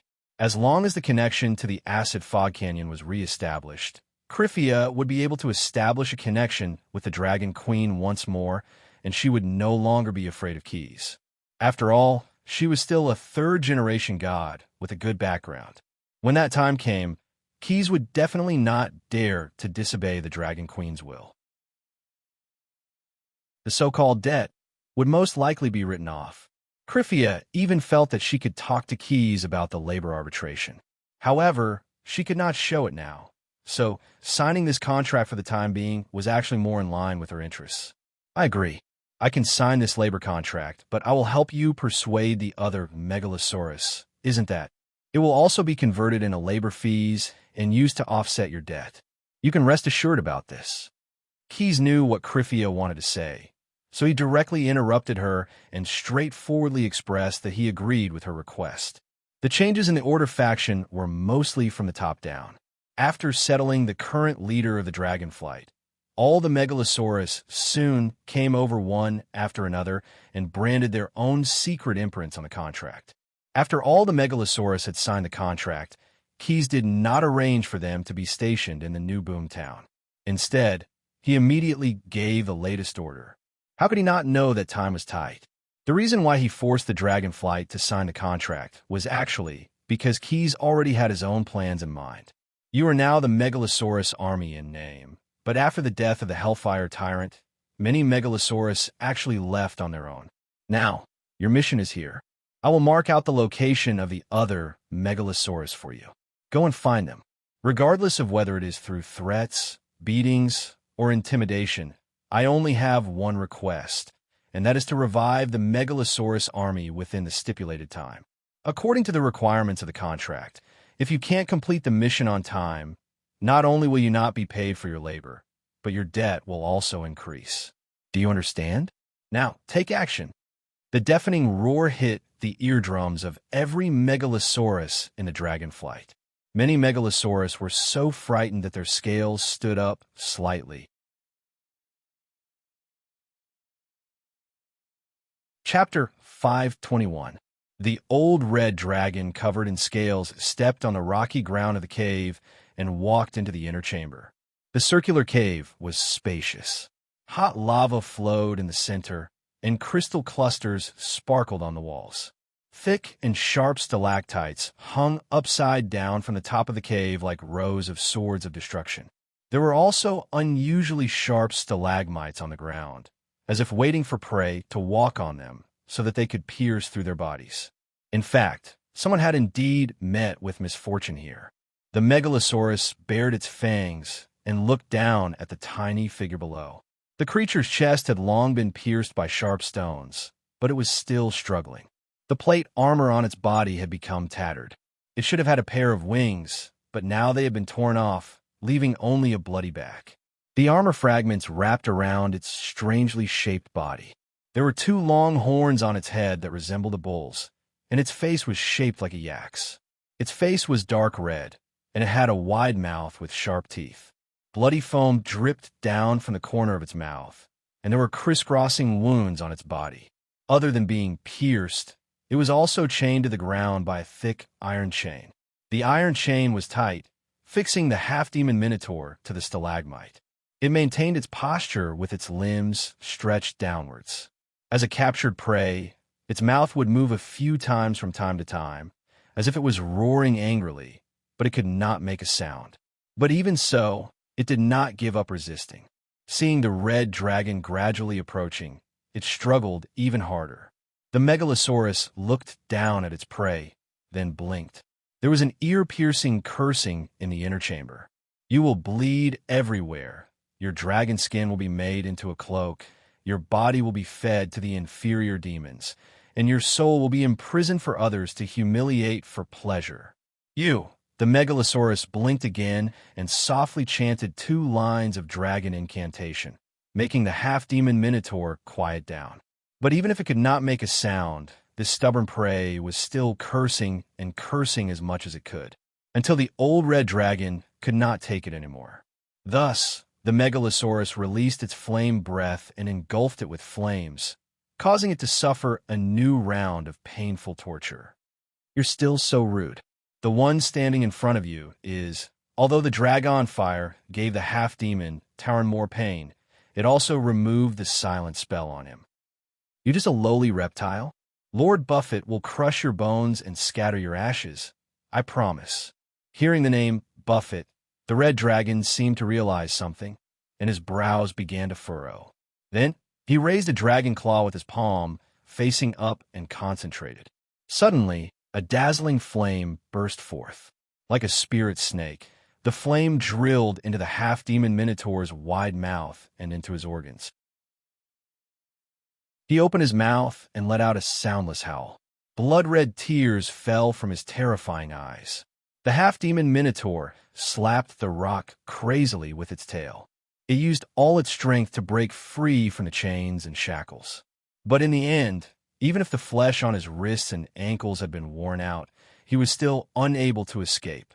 Then, the skin of the half-demon minotaur began to wither, falling from the still twisted body and deformed cheeks. His eyes sunk in, his tail curled into a ball, and only a thin layer of fascia was left on his body.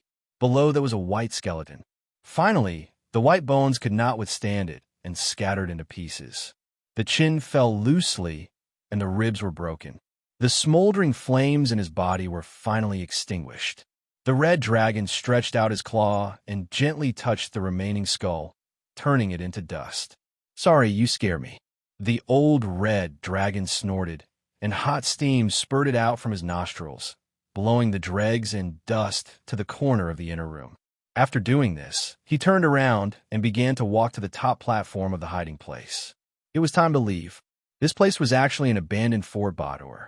Before the red dragon occupied this place, for some reason, the owners who used to live in this fort had disappeared. From the old red dragon's perspective, the buildings here were actually very good. The space was large enough, and many natural rocks were used. The builders built the fort on the edge of the cliff, overlooking a brownish-green lake with whirlpools surging on the lake. There were hundreds of thick load-bearing steel bars, like vines entwined together, providing support for the entire fort. Then, the Bator craftsmen piled up bricks around the load-bearing steel bars, forming the main structure of the building. The interior of the fort completely imitated a natural cave, with rocks, crystal clusters, and even a lava river dug out. It was a pity that the demonic fortress, which had been carefully managed, had experienced 2 devastating tides of worms in a row. After the tyrant worm appeared, the fort was quickly conquered, and the demons were also drowned by the tide of worms, becoming food for the worms. That was why the old red dragon was able to claim this place as his own and stay there for more than a month. But today, the beautiful life he liked finally came to an end, and the cause was the arrival of the half-demon minotaur. Buffett was already tired of arguing with Stim. The dwarf god's strategy of waiting at ease was not to his liking. The Minotaur King sent out the scouts of his army and began to search for Keys's traces, wanting to take the initiative to launch a counterattack for revenge. Coincidentally, a half-demon minotaur wandered near this fort, which led to the scene of the interrogation above. The old red dragon had a very deep impression of Buffett. In fact, the events of that day still made his heart palpitate. That was the day when the Megalosaurus army was destroyed and the powerful Hellfire Tyrant was severely injured by Buffett's incarnation. After that, the Hellfire Tyrant did not appear in the acid Fog Canyon Plain again, and the old red dragon thought that the senior had most likely fallen into eternal sleep.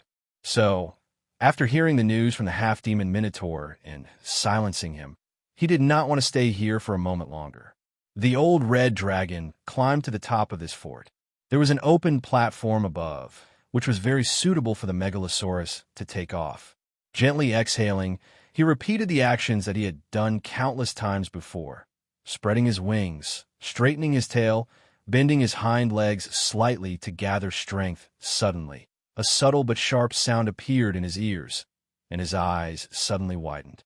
The signal for the Megalosaurus army to assemble. It's the little female dragon, Cryphia. She's using her dragon roar to order the Megalosaurus to regroup. Those who disobey will be regarded as traitors and punished severely. P.S. Words below are not counted in the word count. Created a discussion group for Scales of Eternity, 6183822262. Everyone is welcome to join the discussion.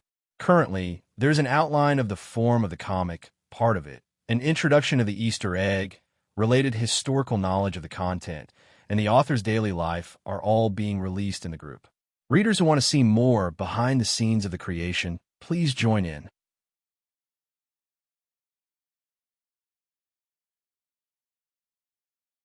Chapter 522. Acid Fog Canyon. In front of the gate of New Boomtown, the blood-armored demon garrison captain smiled brightly. He felt that he had to remember this day and hold a celebration every year. He had just chased away a demon lord, and the demon lord did not dare to make sound. He just turned around and left. That's right, Graz ZT was rejected. After dealing with the Abyssal Dragon General and the dragons, Keys announced that everyone should return to Traction City immediately. They had to hurry. As for the Dar Prince's clone, he had intended to take a free ride with the crowd, but he ran into a ticket inspector instead. The blood-armored demon garrison captain, who strictly followed Keys' orders, stopped Six Finger righteously and said bluntly, "Members of New Boomtown are not members of New Boomtown. Unless you take the initiative to go to the labor camp for a month of dedication, you are not allowed to enter Traction City." Graz ZT was, of course, very dissatisfied, but Keys had just revealed his powerful true form, so he could only swallow his dissatisfaction back into his stomach. P.S. Below is not counted in the word count. Created a discussion group for Scales of Eternity 618382262. Everyone is welcome to join the discussion. Currently, I have a partial outline of my own comic format, an introduction to the Easter egg, related historical knowledge, and the author's daily life. Readers who want to see more behind-the-scenes highlights should join the discussion. Otherwise, with his clone that was not good at fighting, it would be very easy for him to be embarrassed if he forced himself to save face. Therefore, when the chimney of Traction City emitted green smoke and the tracks began to move, he could only follow behind New Boomtown silently. Damn it, the Dark Prince cursed secretly. I'll endure this for now. He has already tricked me twice in a row. There won't be a third time. However, he did not realize how laughable his thoughts were. After all, everyone knew that Graz ZT was the representative of the multiverse who believed in the theory of everything is three. Therefore, it was not surprising that he would be tricked again. The small farce in front of the town's gate soon reached the ears of all the demon guards. They were all eagerly discussing the demon lord's predicament and envious of the blood-armored demon garrison captain's opportunity. Unlike the small fries, Keys did not have the time to care about those trivial matters after Traction City was activated. He immediately gathered his companions and introduced them to Poo the half-goat and Shay, the wondrous craftsman. Then, he announced his plans for the next phase. According to the news sent by the diplomat, the tide of worms has broken out 6 to 7 times. The commanders of the Bartow Expeditionary Army, who were fighting for themselves, have suffered a great loss.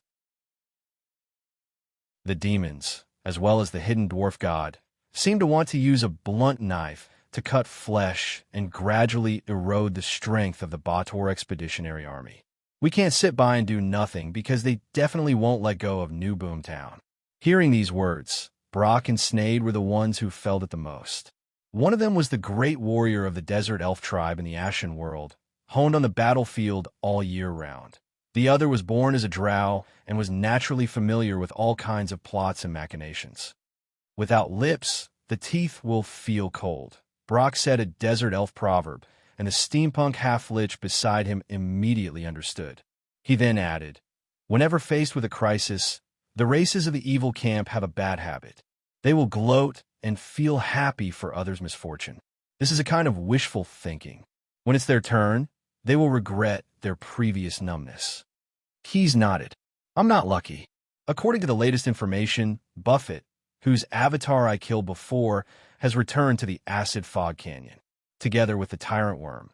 Now at least 2 demon lords will come to seek revenge." Although he said so, Keys actually added 2 names to the list of those who wanted to deal with him, Graz ZT and Stim. Their current attitude was ambiguous, but it did not mean that there was no threat. In addition, at this time, the situation of the Acid Fog Canyon being sealed should have been transmitted to the 9 prisons of Bader. Keys was a little worried that the big shots of the Penishade Dragon Queen, the Evil Dragon Council, and the 9 prisons of Bader would take some drastic actions to the extent that they would endanger him. It should be known that when the demons took action, they would only look at the results and not the process. In the past, In order to reverse the situation of the bloody battle and eliminate more demons, the higher-ups of the Batsu personally destroyed an entire plane, burying the entire Batsu Legion. This was the real reason why Keyes wanted to sign a contract with Kryphia after seeing her. Through the contract, he could establish a temporary connection with the god's third generation. If she left the acid fog canyon, Keyes could also be informed immediately. So, now we should take the initiative to attack and use force to subdue the scattered Batsu Legion. Only by gathering power can we clench our fists. At the same time, we can only use this power in the final war. Looking at all his companions, Keyes finally announced, "In order not to waste the war potential of the expeditionary army, I plan to take action immediately and flatten all the Batsu forts. Those who obey me will prosper, and those who oppose me will perish." After hearing Keyes' decision, the brawny ogre Neru was the first to break into a wide grin and asked with a smile, "So, there's a war to fight? I guarantee you a good fight." "Ah, good, good, good." After deciding on the plan, they, who were in charge of various affairs in New Boom Town, immediately left and went their separate ways to busy themselves. Everyone had a lot of things to arrange. As for the newly joined Puwu and Shay, they also had their own goals to follow. The half-goat and the ogre witch doctor quickly got along well and left together after the meeting. Shay followed Keyes, and the two of them walked to the engine room in the center of Traction City. "This is truly a wonderful masterpiece," Shay praised. However, the target of his praise was not the engine of Traction City, but the hammer in Keyes' hands. Previously, because they had been transported through the quantum tunnel too suddenly, most of Keyes' equipment was left in New Boom Town.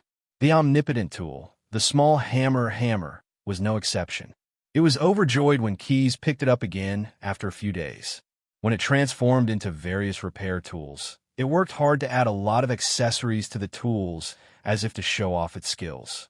For example, Keyes needed a vise, and hammer would transform into a hydraulic vise after receiving the command to transform. Another example was that Quest needed a screwdriver. He thought about it for a while, and in the end, he turned it into an automatic screwdriver. As a survivor of the Wonder Craftsman, how could Shane not be happy when he saw such a tool? He even wanted to buy it from Keyes. However, considering the other party's race and the agreement between him and Keyes, he only borrowed it occasionally to satisfy his cravings. With the help of Hammer, the modification of this engine will be completed quickly. Under the same energy consumption, the power can be increased by 50%. Keyes nodded and handed Hammer to Shay. "I'll lend it to you for a few days. Be sure to be faster." After that, he turned and left as he had other things to arrange. Hammer returned to normal in an instant when it was in Shay's hands.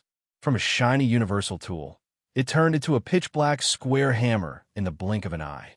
He was too lazy to make any changes. Chapter 523. Rumble. Following the principle of making the best use of everything, Key spent a large amount of money again, exchanging for many materials from Stim's exchange list. With Shay's ancestral technique, these materials were all made into modular weapons and installed on Traction City. The loud noise just now came from Traction City, which was equipped with a spiral ram, crashing through the walls of Bador Fortress. The owner of the stronghold, a pit fiend general, could only watch helplessly as the enormous Traction City crushed his defenses. Why was he watching? They had launched many counterattacks against New Boom Town, but they were unable to stop it from advancing. Neither the Meteor Burst spell nor the Hellscream could break through the armor installed on Traction City. Although the armor would explode upon being hit, the recoil from the explosion negated the damage caused by the attacks. Unless the cannoneers under the Pit Fiend were all godly archers who could hit the same piece of armor every time, their attacks wouldn't even be able to break through the bricks of New Boomtown's walls. As for using the traditional battle tactics of the lower realms, sending troops to use teleportation spells to launch a sneak attack on Vexing Heat Town, the Pit Fiend didn't dare to do so. It wasn't that the Pit Fiend hadn't thought about it before, but the imposing, blood-armored fiends standing atop the city walls made him give up on the idea. Even if he didn't care about the lives of his subordinates, he would still consider the possibility of success. Barbed Fiend was scared out of his wits. How could he be a match for the blood-armored demons? Moreover, there were many centaurs on top of the walls supervising the battle. Where did this big boss come from? The Pit Fiend was shocked, but his reaction wasn't slow. Since he has such a huge army, his individual strength is probably not something I can compare to. I might as well surrender first.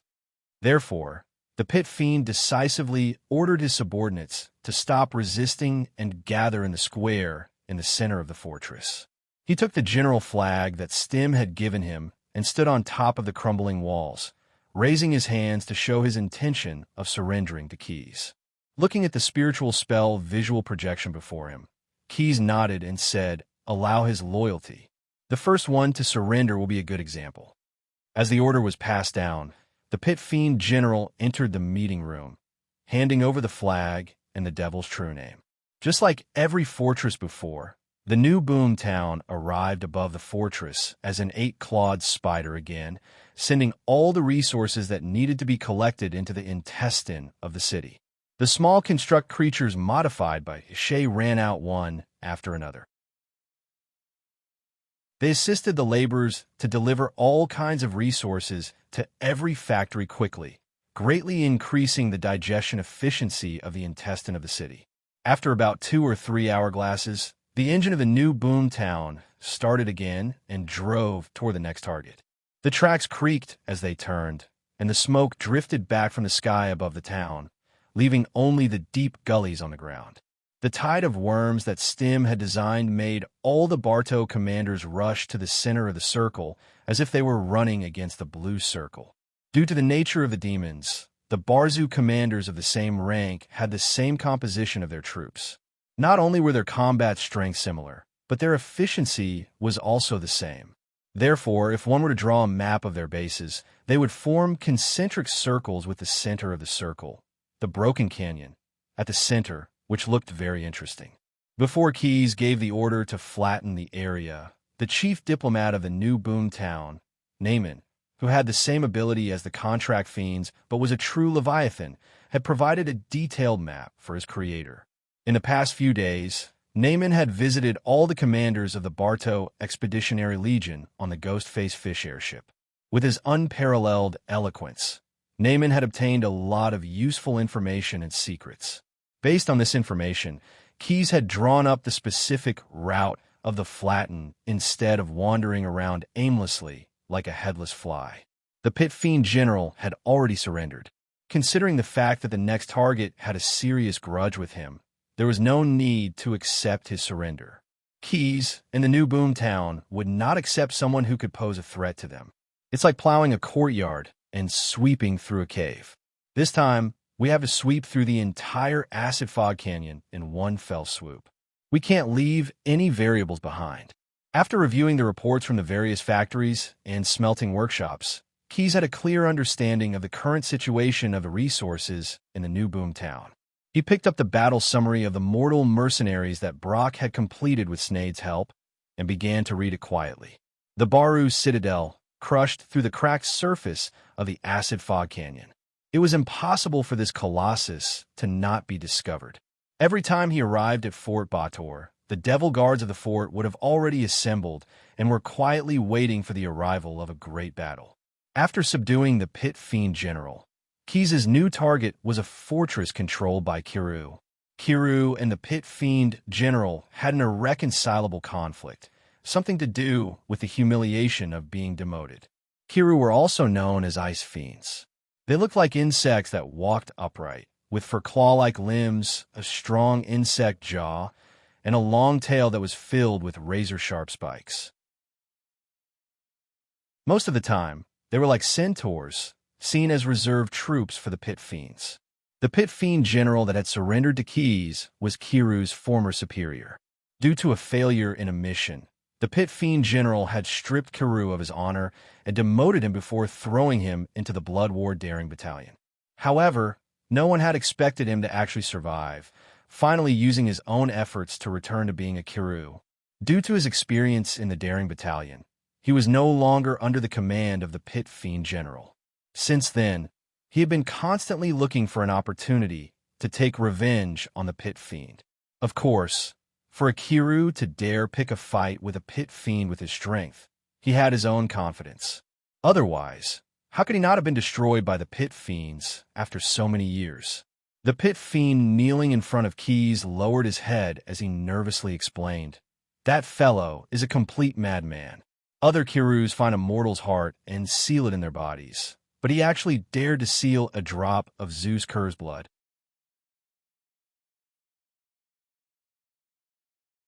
Chapter 524. Sealed in the chest of every Kiru was a heart stolen from a mortal, allowing these greater devils to make decisions without being affected by their emotions.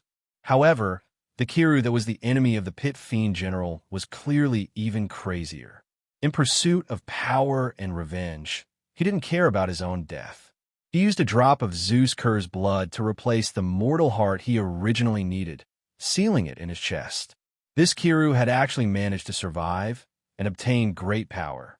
After all, Zeus Kerr was a divine abomination, an unforeseen product of divine power that shouldn't have existed.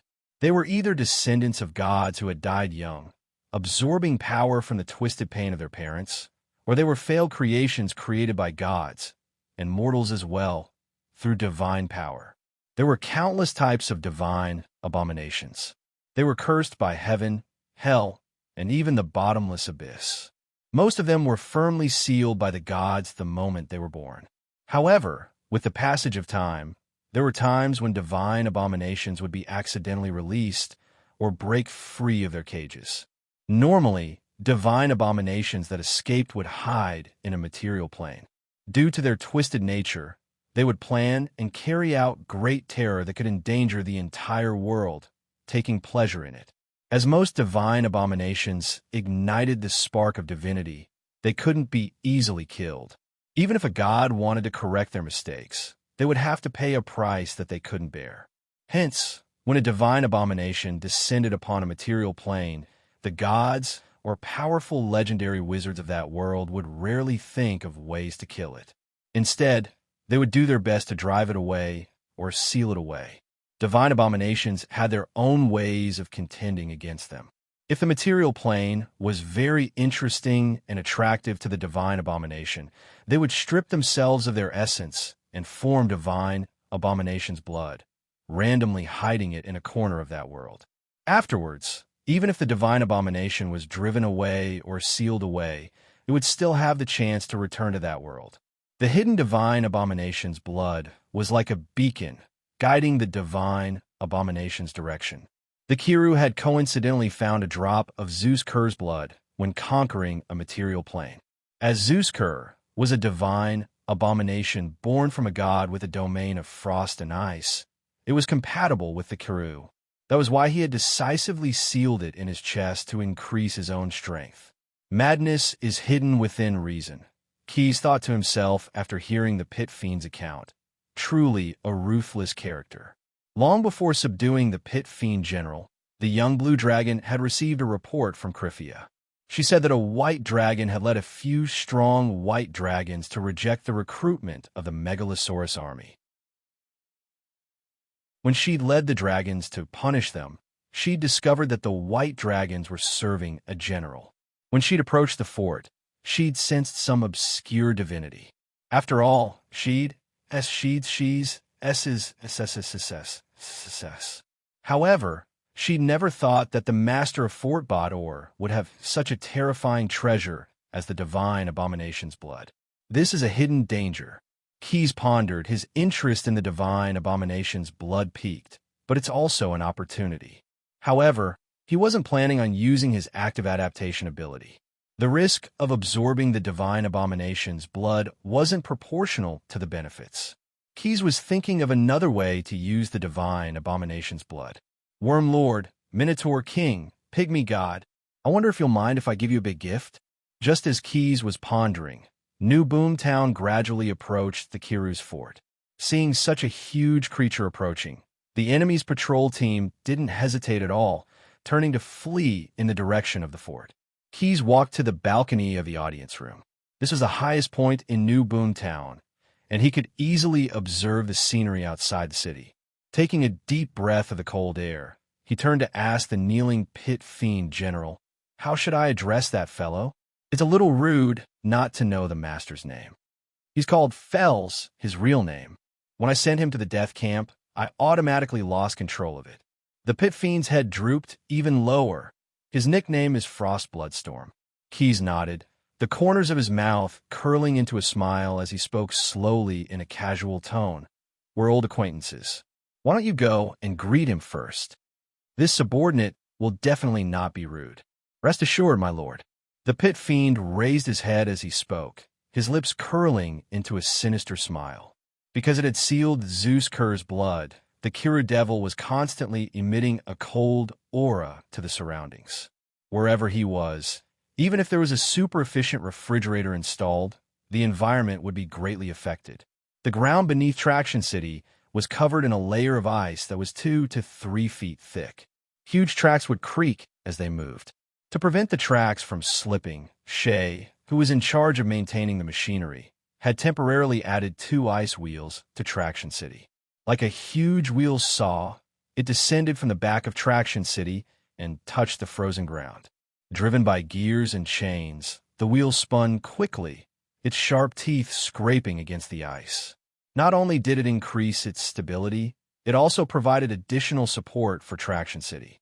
Hordes of barbed fiends brought along even more imps and laborers as they busied themselves in New Boom Town.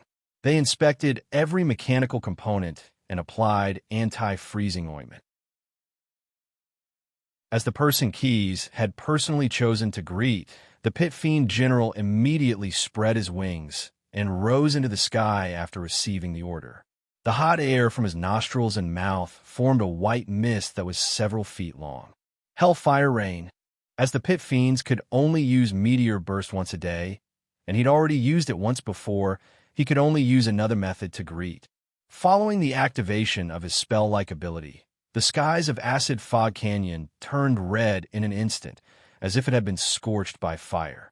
Sporadic flames began to gush out from the clouds and slowly fell towards the Kairu demon fort. Moreover, it seemed to be growing more and more intense.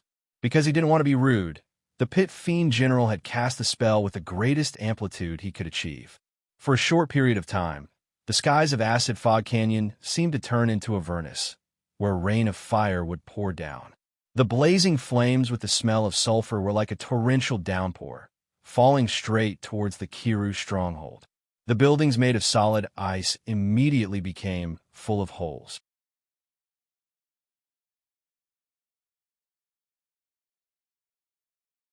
Chapter 525. To be honest, the devil guards of Karumo's stronghold didn't feel any fear in the face of Hellfire Rain. On the contrary, they felt a sense of familiarity. Batsa Devil didn't fear fire damage. Apart from a few special flames, the rest only made them feel warm and comfortable. That's right, warm and comfortable. Although it wasn't a problem for them to survive in an extremely cold environment with their strong physique, few devils truly liked it. Karumo devils, especially Felt, who had sealed a drop of Batsa's blood, were an exception to the rule of the Batsa devil race. He loved the cold. The biting cold wind made his mind sharper, while the solid ice made him feel powerful and at ease. Therefore, when the stronghold made of solid ice became full of holes after being hit by Hellfire Rain, his anger burst forth instantly. In the core area of the stronghold, the bone-piercing cold caused the devil guards on duty to shiver. However, they didn't dare speak out despite their anger. Holding a spear made of Kania's ice, this commander Kurmo Devil used a high-level teleportation and immediately arrived at the top of the stronghold. I stone. As he waved the ice spear in his hand, the air above the stronghold gradually froze, forming a hemispherical dome of ice. Flames landed on the dome of ice and sizzled. In an instant, steam rose, as if covering the stronghold with a hazy veil. Immediately afterwards, Frost Bloodstorm pointed at Traction City that was sailing towards the stronghold from afar. He used his strong insect jaw to chant an incantation. Ice Comet. 3 ice crystal seeds suddenly formed in the atmosphere of the acid fog canyon. Guided by the spell, they rapidly fell. As they fell, the ice crystal seeds condensed even more water vapor, causing their volume to slowly increase. By the time they appeared above Traction City, the 3 ice comets were close to 10 feet in diameter, exceeding the height of 2 humans combined. Due to the effects of gravity, the ice comets had terrifying kinetic energy. They would instantly explode upon collision, turning into sharp ice shards that would shoot in all directions, tearing apart the flesh of the enemy. 3 of these ice comets formed a line, their target being the top of the tower where Keys was in the audience room. Not bad. Its power is comparable to meteor burst. Standing on the balcony, Keys looked at the incoming ice comet and nodded. However, Keys remained where he was. Traction City had anti-air defenses, and he was not in a position to intervene in such a small matter. When the ice comet appeared, Fury cannons immediately locked onto it. These ballistic cannons were all provided by Shay, and they were usually hidden in the shadows of the top of the Traction City. They would only be activated when there was an air raid, fulfilling their mission. They were powered by spells and automatically aimed at the incoming spells, creatures, or summons. Different crossbow bolts could be used to target different targets to maximize the interception effect. For example, when intercepting the ice comet, when the automatic ballista identified the target, it immediately replaced the bolts with impact oil. After locking on to the target, it also added guidance spell before firing. Dozens of ballistic cannons aimed and fired at the same time. All the arrows were aimed at the 3 ice comets, and the number of arrows was roughly the same for each of them. The arrows, as thick as an arm, were like a dense swarm of bees as they flew towards the ice comets with a hum, hitting their targets with unerring accuracy. Bang, bang, bang. Explosions rang out one after another. When the arrows with impact oil hit the ice comets, they would immediately expand and explode from the impact. It was like fireworks, and the 3 ice comets exploded in the air. Thousands of sparkling ice crystals shot out in all directions. It looked beautiful, but danger lurked everywhere. Every ice crystal was like a sharp dagger.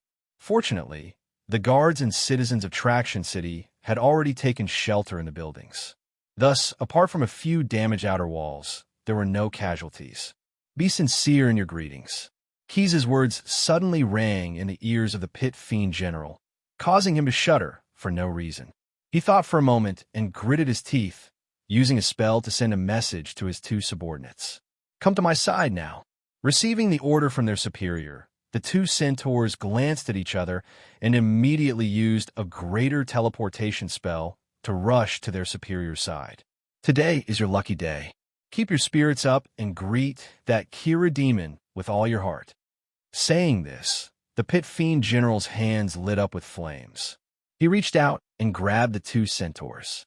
Devil molding. 2 balls of fire instantly entered the 2 centaurs' bodies with the life essence of the Pit Fiend General. Blood gushed out from their pores, condensing into 2 blood cocoons. Roughly a minute later, the 2 blood cocoons broke apart at the same time. 2 young pit fiends were born into the world at this moment. In order to evolve into a unique pit fiend, the Pit Fiend General had accumulated a long time ago. He had just used up a quarter of his strength. If not for Keys forcing him, he would never have chosen to use devil molding to forcefully help his subordinates advance. Do you have any objections to my words? Due to the exhaustion of his strength, the Pit Fiend General panted heavily as he berated the 2 youths of his race. Of course not, my lord. How would I dare go against my lord's orders? Their heads shook like rattles. The 2 young pit fiends first expressing their loyalty before starting to work hard. Meteor burst. Meteor burst. They used the most shocking greeting method. They directly used their spell-like abilities to summon Meteor Burst and blasted it at the Kyric Demon Fortress under their feet. Moreover, it was a giveaway. Felt's compound eyes almost popped out of their sockets. Since when had the Pit Fiend General become so generous? He was actually willing to use devil molding on his subordinates, and to promote them to pit fiends at that. Moreover, he was promoting 2 centaurs at once. Gather outside the stronghold. Of course, he wasn't blinded by jealousy. Seeing the 2 meteor bursts heading towards the icy stronghold, he immediately ordered all his subordinates to retreat. However, his order wasn't to all retreat, but to gather outside the stronghold. Having promoted 2 centaurs at the same time, Felt didn't believe that the pit fiend general hadn't suffered any losses. Now was the best time for him to take revenge. As for the 2 young pit fiends, he really didn't care about them at all. In fact, after sealing Zeus Kerr's blood, Felt's strength was far greater than before. Pit fiends that had advanced through devil molding could only be considered the weakest of the pit fiends. As long as Felt was willing to pay a price and borrow more strength from Zeus Kerr, he really did have a chance of killing these 3 pit fiends.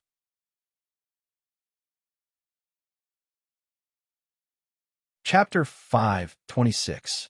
Other than borrowing the power of Zeus Kerr, Filt Frost Bloodstorm actually had some other trump cards. In his army, there were 5 or 6 white dragons, over 100 frost giant warriors, and 30 ice golems. If used properly, this power could even be used to conquer a mortal kingdom without causing too much damage.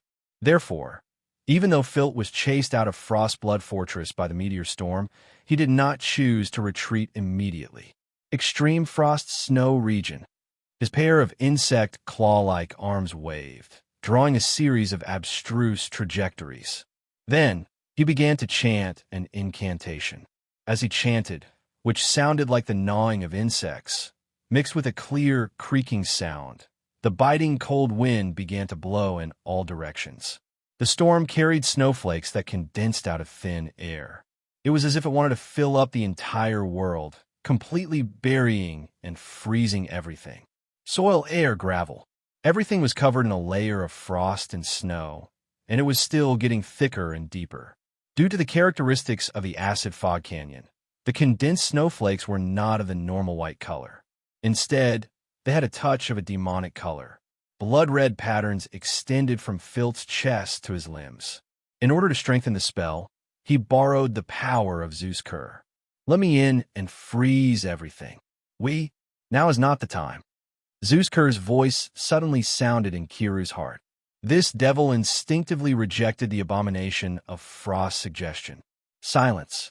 It was as if everything was still. The abomination stopped its temptation. However, not only did it not stop helping Filt, it even gave him more power. As long as the frost and snow continued, he still had a chance. When Kiru was unable to control the blizzard, Zeus Kerr would be able to descend on his own. It would not be too late to settle the score with him then. As the blizzard continued, a thick blanket of snow appeared on the path of the traction fortress. The tracks would sink into it if they pressed on it. This moving fortress had to stop temporarily to deal with the various mechanical problems caused by the cold wind and snow. After completing the entire spellcasting process, Felt Ice Storm leaned on the Carnia Ice Spear and panted heavily.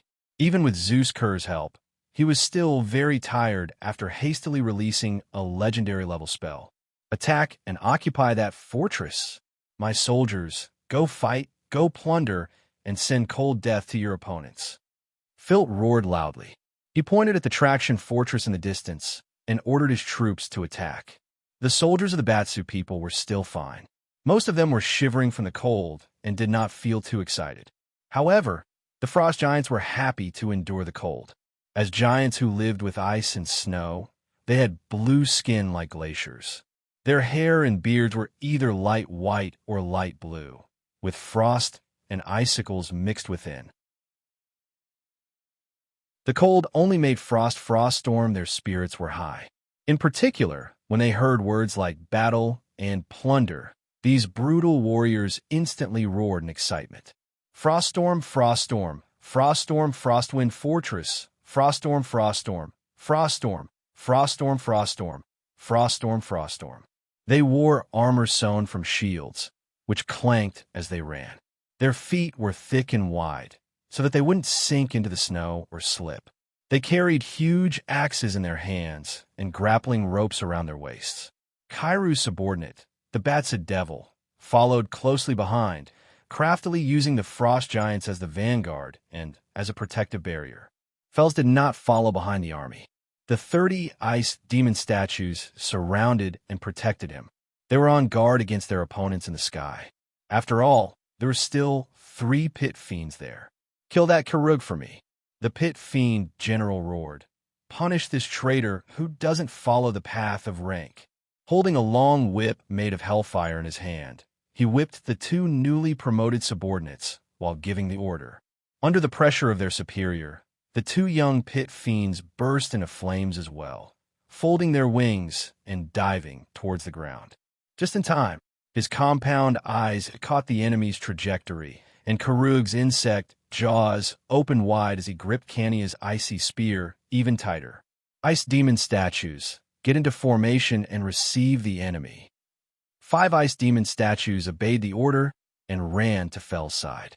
They placed their arms with sharp icicles together. Asterisk bang, bang.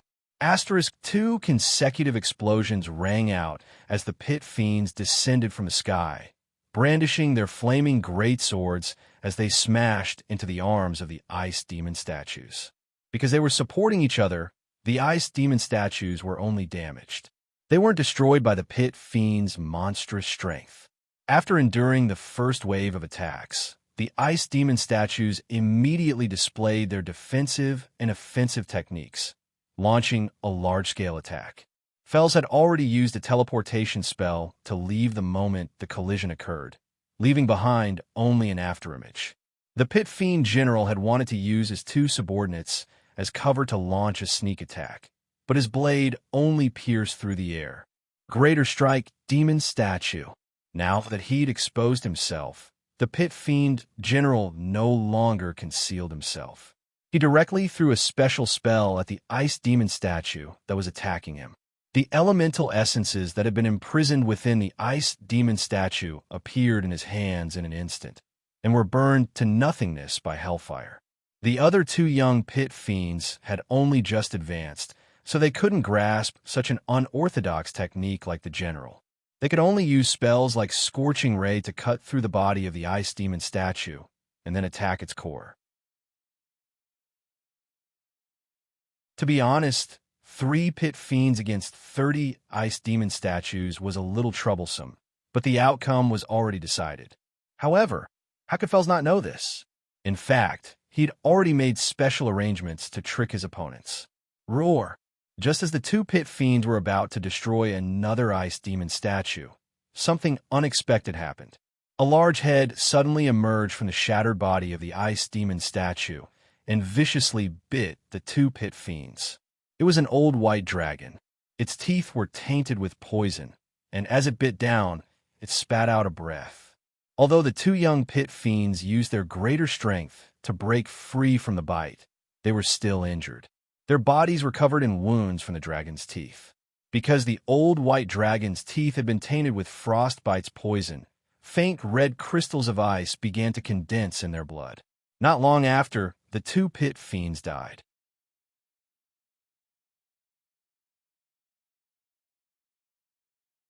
Chapter 5:27.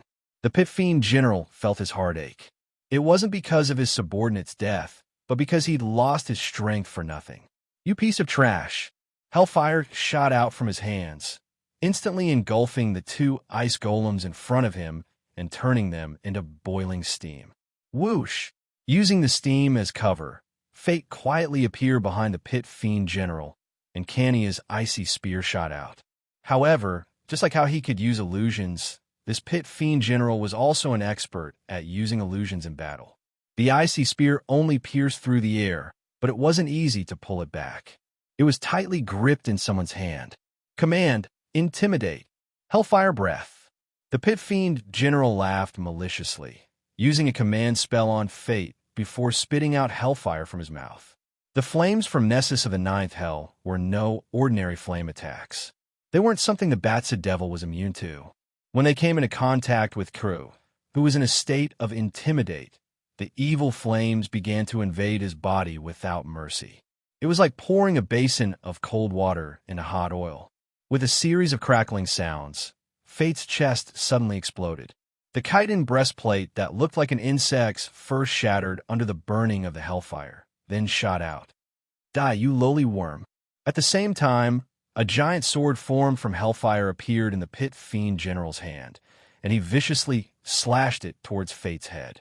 If he was hit by this natural momentum slash, Karumo's skull would definitely be split open, and he would most likely die. Zeke's lend me your strength.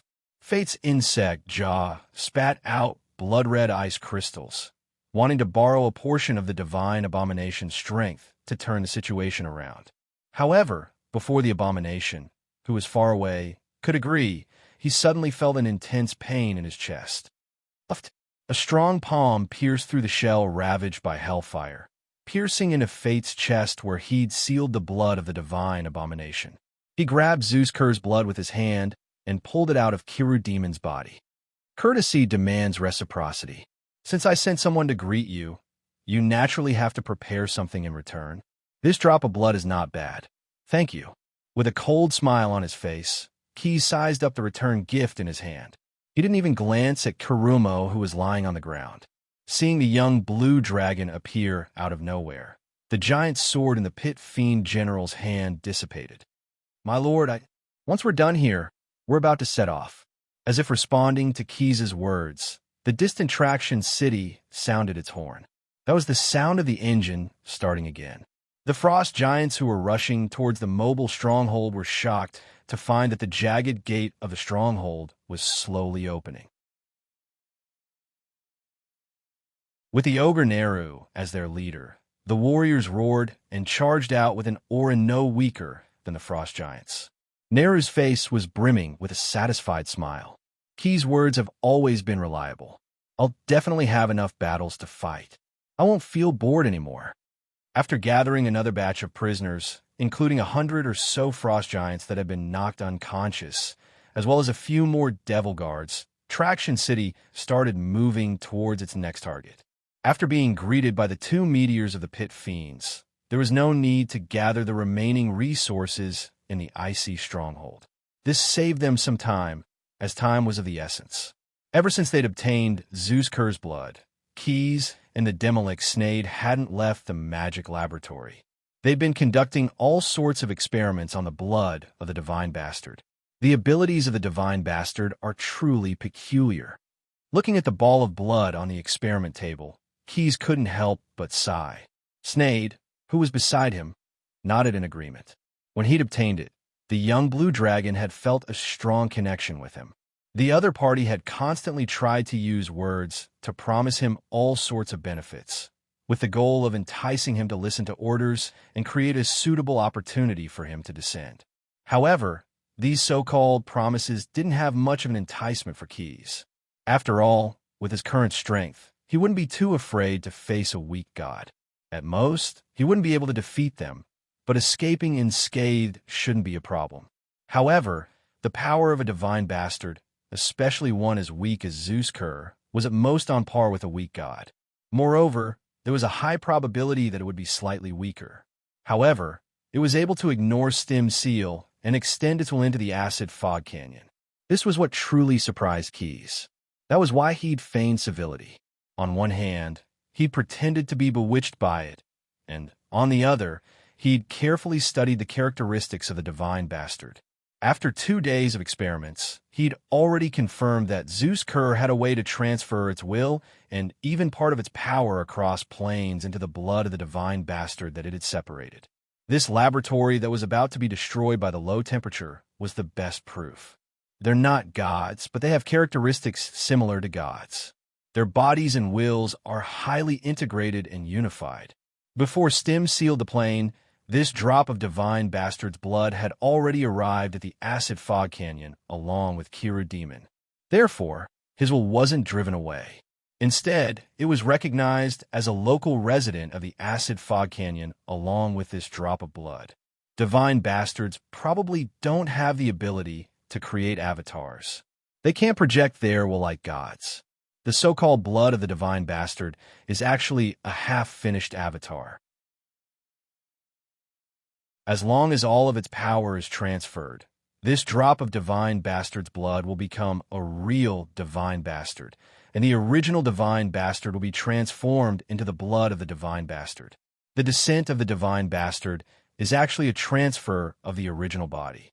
After having a general understanding of the characteristics of the divine bastard, Keyes also made a bold guess as to why Zeus-Ker hadn't descended previously. It was obvious that the divine bastard was a divine creature that was very similar to gods. However, they didn't have a clergy, so they wouldn't and couldn't fulfill the obligations that those powerful forces had to abide by. In order to rationalize their existence, the divine bastard would usually set their goals as slaughtering gods or destroying all living things. The former was the goal of the more powerful divine bastards. After they put it into practice, it was to replace them. The latter, on the other hand, was the only choice for the divine bastards that didn't have the ability to slaughter gods. They had to persevere. If they wanted to survive, they had to make their lives meaningful. However, the plane of the acid fog canyon was not a material plane. Most of the living things here were demons and devils. The souls of creatures from the lower realm, like the destruction of life, weren't very attractive to the divine bastards. This was because even if those fallen lives were killed, they would most likely be resurrected in the bottomless abyss or the 9 prisons of Bader, unless the divine bastard was willing to spend more power to completely annihilate them. However, the gains didn't make up for the losses.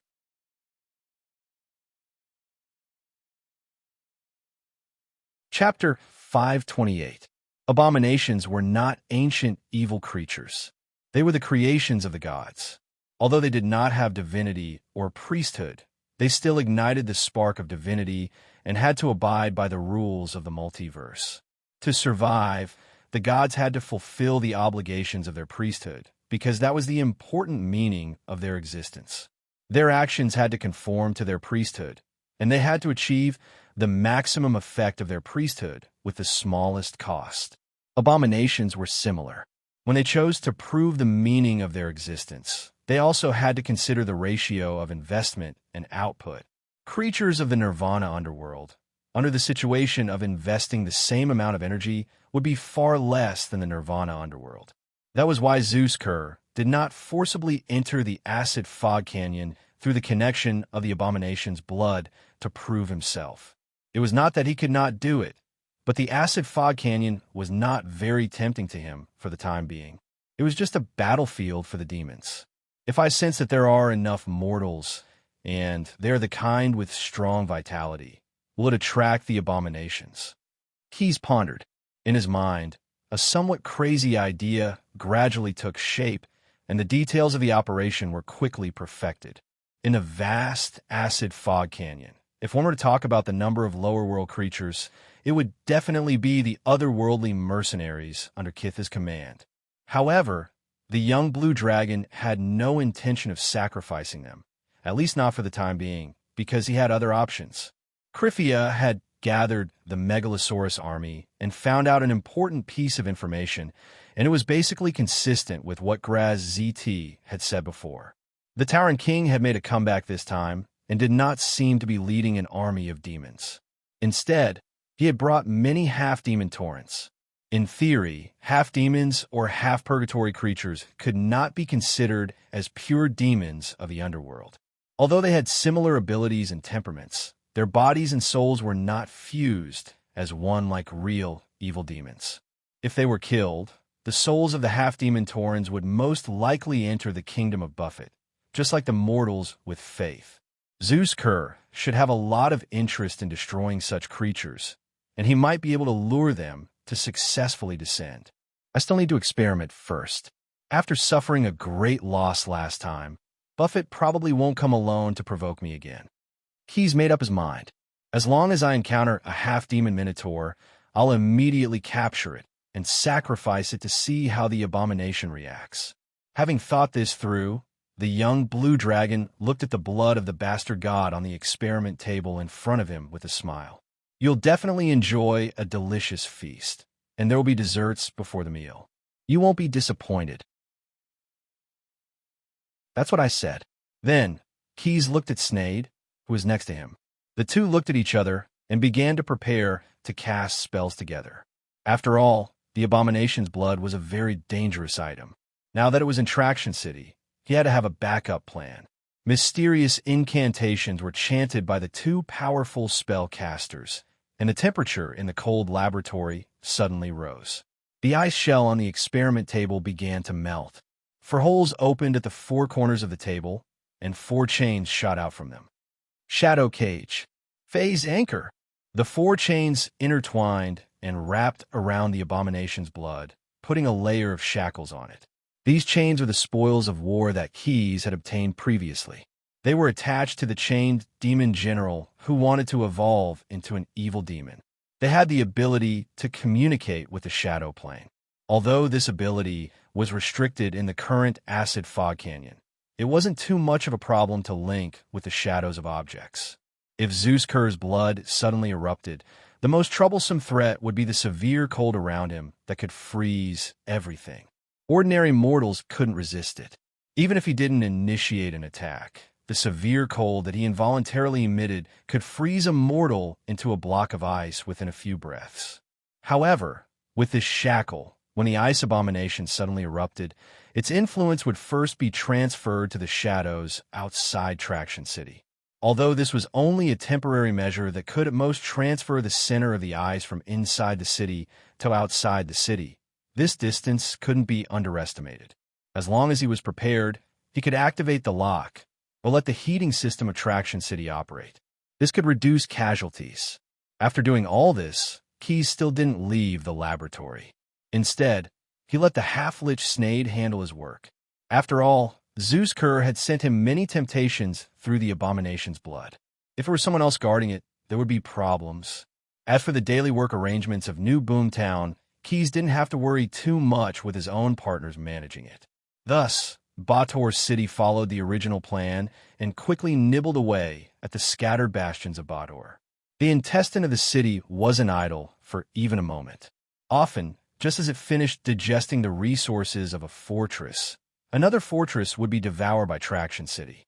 In order to increase work efficiency, Shay of the Wizard Clan set up a temporary workshop to construct creatures for work.